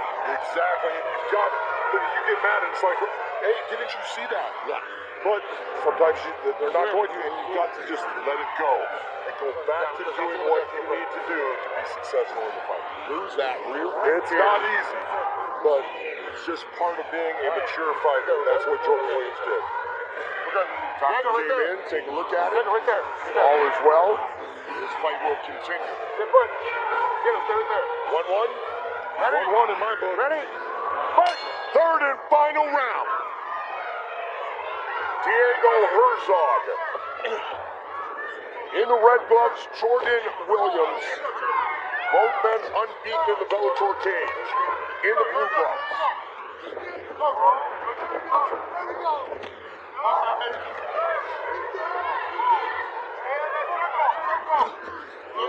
See if Williams can continue to push the pace here early in round 3. The answer is yes. Yes, man, he's throwing all those shots. That's not smart. Down he goes. Williams breaking Diego Herzog down now. It's not that Jordan Williams does not understand the ground. He is a good ground fighter. trains with David Terrell. He knows what he's doing down there. He just knows that's not the place that I should be with Diego Herzog. Third degree black belt in Brazilian Jiu-Jitsu. Herzog. This is exactly what's happening in the past with Diego Herzog is he fights, he wins that first round, he's looking good, and the gas tank just starts going down. These are good shots. He's in trouble. You know what? Frank Trick should start looking for the fight. And it's all over! Jordan Williams with another finish! Sixth knockout of his professional career. Good stop by Frank Trick. Very good job. And look at those combinations. You see Jordan Williams. This was the one to start. That right hand lands a couple times. Right hand, left hand, right hand, left hand. All these shots are starting to add up to the point where Diego has no idea what's coming at him. And then you see he actually starts to do what we say a kid on a school ground does, starts to turn away from his opponent. That's showing that brain is not engaged, it's not working, he is not a professional fighter at that moment, and it's time to get him out of the fight. That was a great stop by Frank Trick.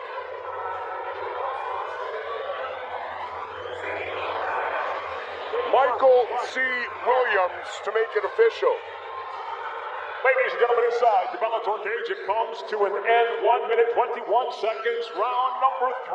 The winner by TKO, Jordan Williams. Third straight victory for Jordan Williams. His 6th career knockout.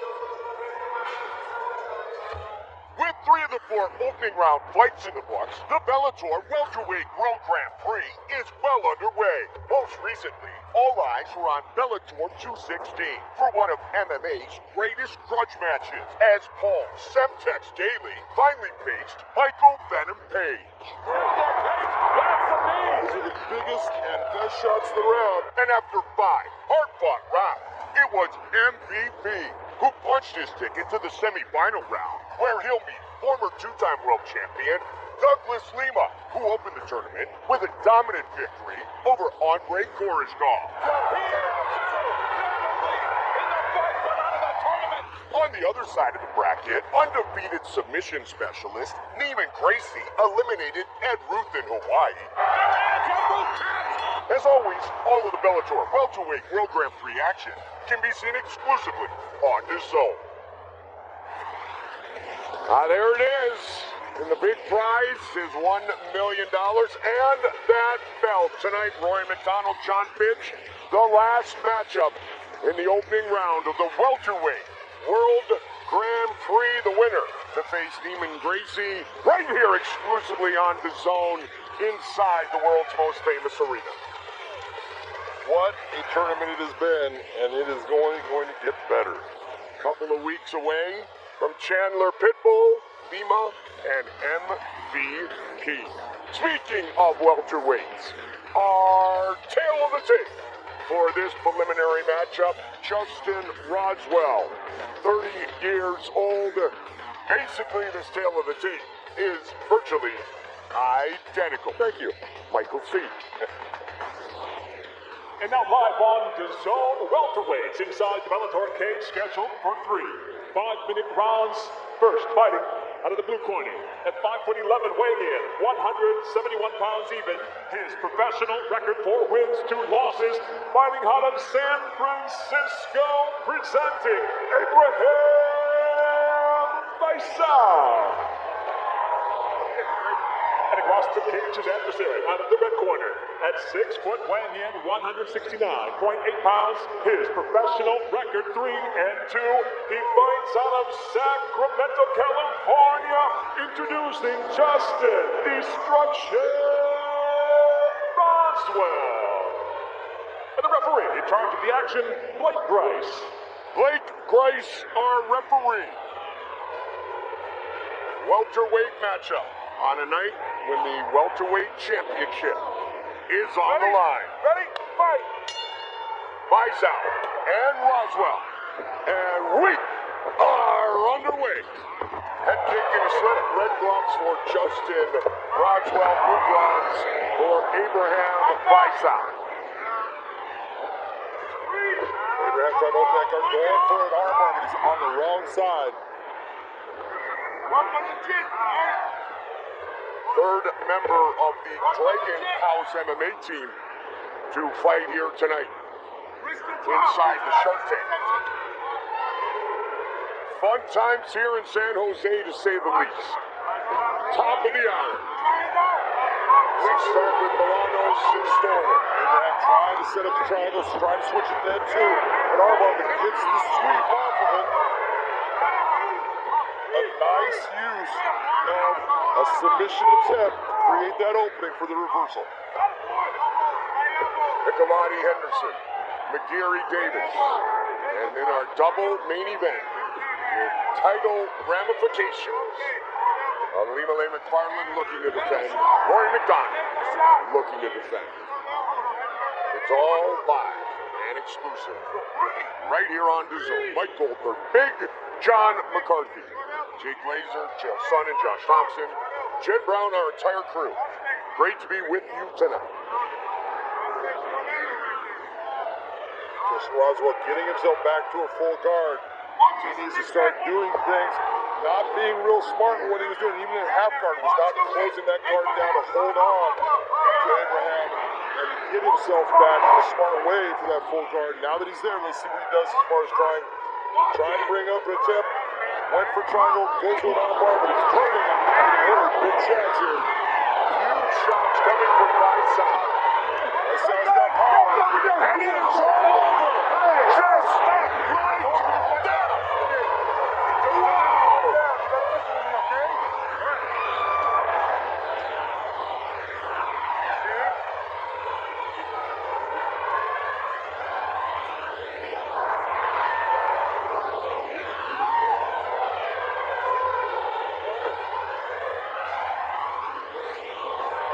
Look at the power on the shots. When he goes for this armbar, it is not even close, Mike. Not set up well. And then he starts eating right hands. And you can see when he gets hit with some of these shots, he starts flattening out. And that's why the referee is looking. He's trying to move himself. Flattens out there. Watch the body go flat. That is not intelligent defense. Just because the referee's coming in and separating, you're not getting hit. Now you're moving. You've got to be moving at the time the referee is telling you to stay in that fight. Okay, give that man a toothpick, and I'm going to tell you, Spencer Henderson's cousin. Absolutely 100%. It doesn't have the cool wings on the back. That's true. That's true. But that can be done. They both have that cool hair. They do indeed. Oh yeah.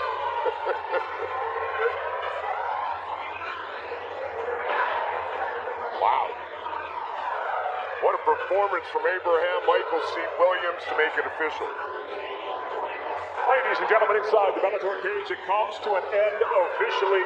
1 minute 59 seconds into round number 1. The winner by TKO, Abraham Faisal. All 5 professional wins by knockout. Now 7 of his 8 fights have ended in the very first round. Our final prelim of the night, we will have post-lim action after our main card, which comes to you top of the hour. And for more on that, once again, Jake Glazer, JLP Sonnen, and Josh Thompson. All right, thanks, Goldie here. Short time here until our main card begins at the top of the hour.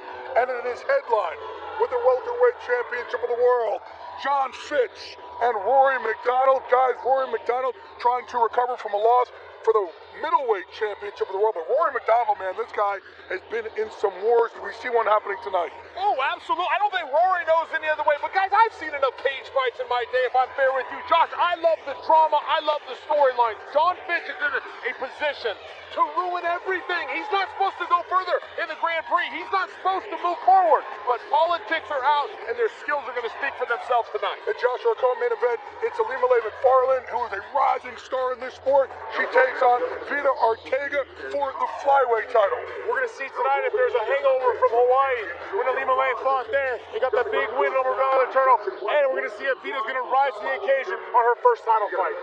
And the rest of the card also here. It's a great card. You just saw what we gave you with the prelims. We'll continue with our main card here. Chell, which one of these fights you most looking forward to seeing? Oh, come on. It's McGeary and Davis. Listen, McGeary is given an opportunity that so many people dream of. Phil Davis came in, spoiled the party, and took his world championship away. He has a shot at redemption. The title's not on the line, but this is ever so personal for McGeary. Don't be surprised there. You took the big guys, of course. I'm going to take the small guys. Adam Piccolotti and Benson Henderson. Train with Adam Piccolotti, fought Benson Henderson myself. Look, this fight has the dynamics to steal the show tonight. I still think the girls are going to do it, but I think this fight has the fight to steal the show. And fireworks could start the card with Gaston Bolanos. Man, he is wicked. Folks, that all starts at the top of the hour right here in the zone. Bellator 220 headlines with 2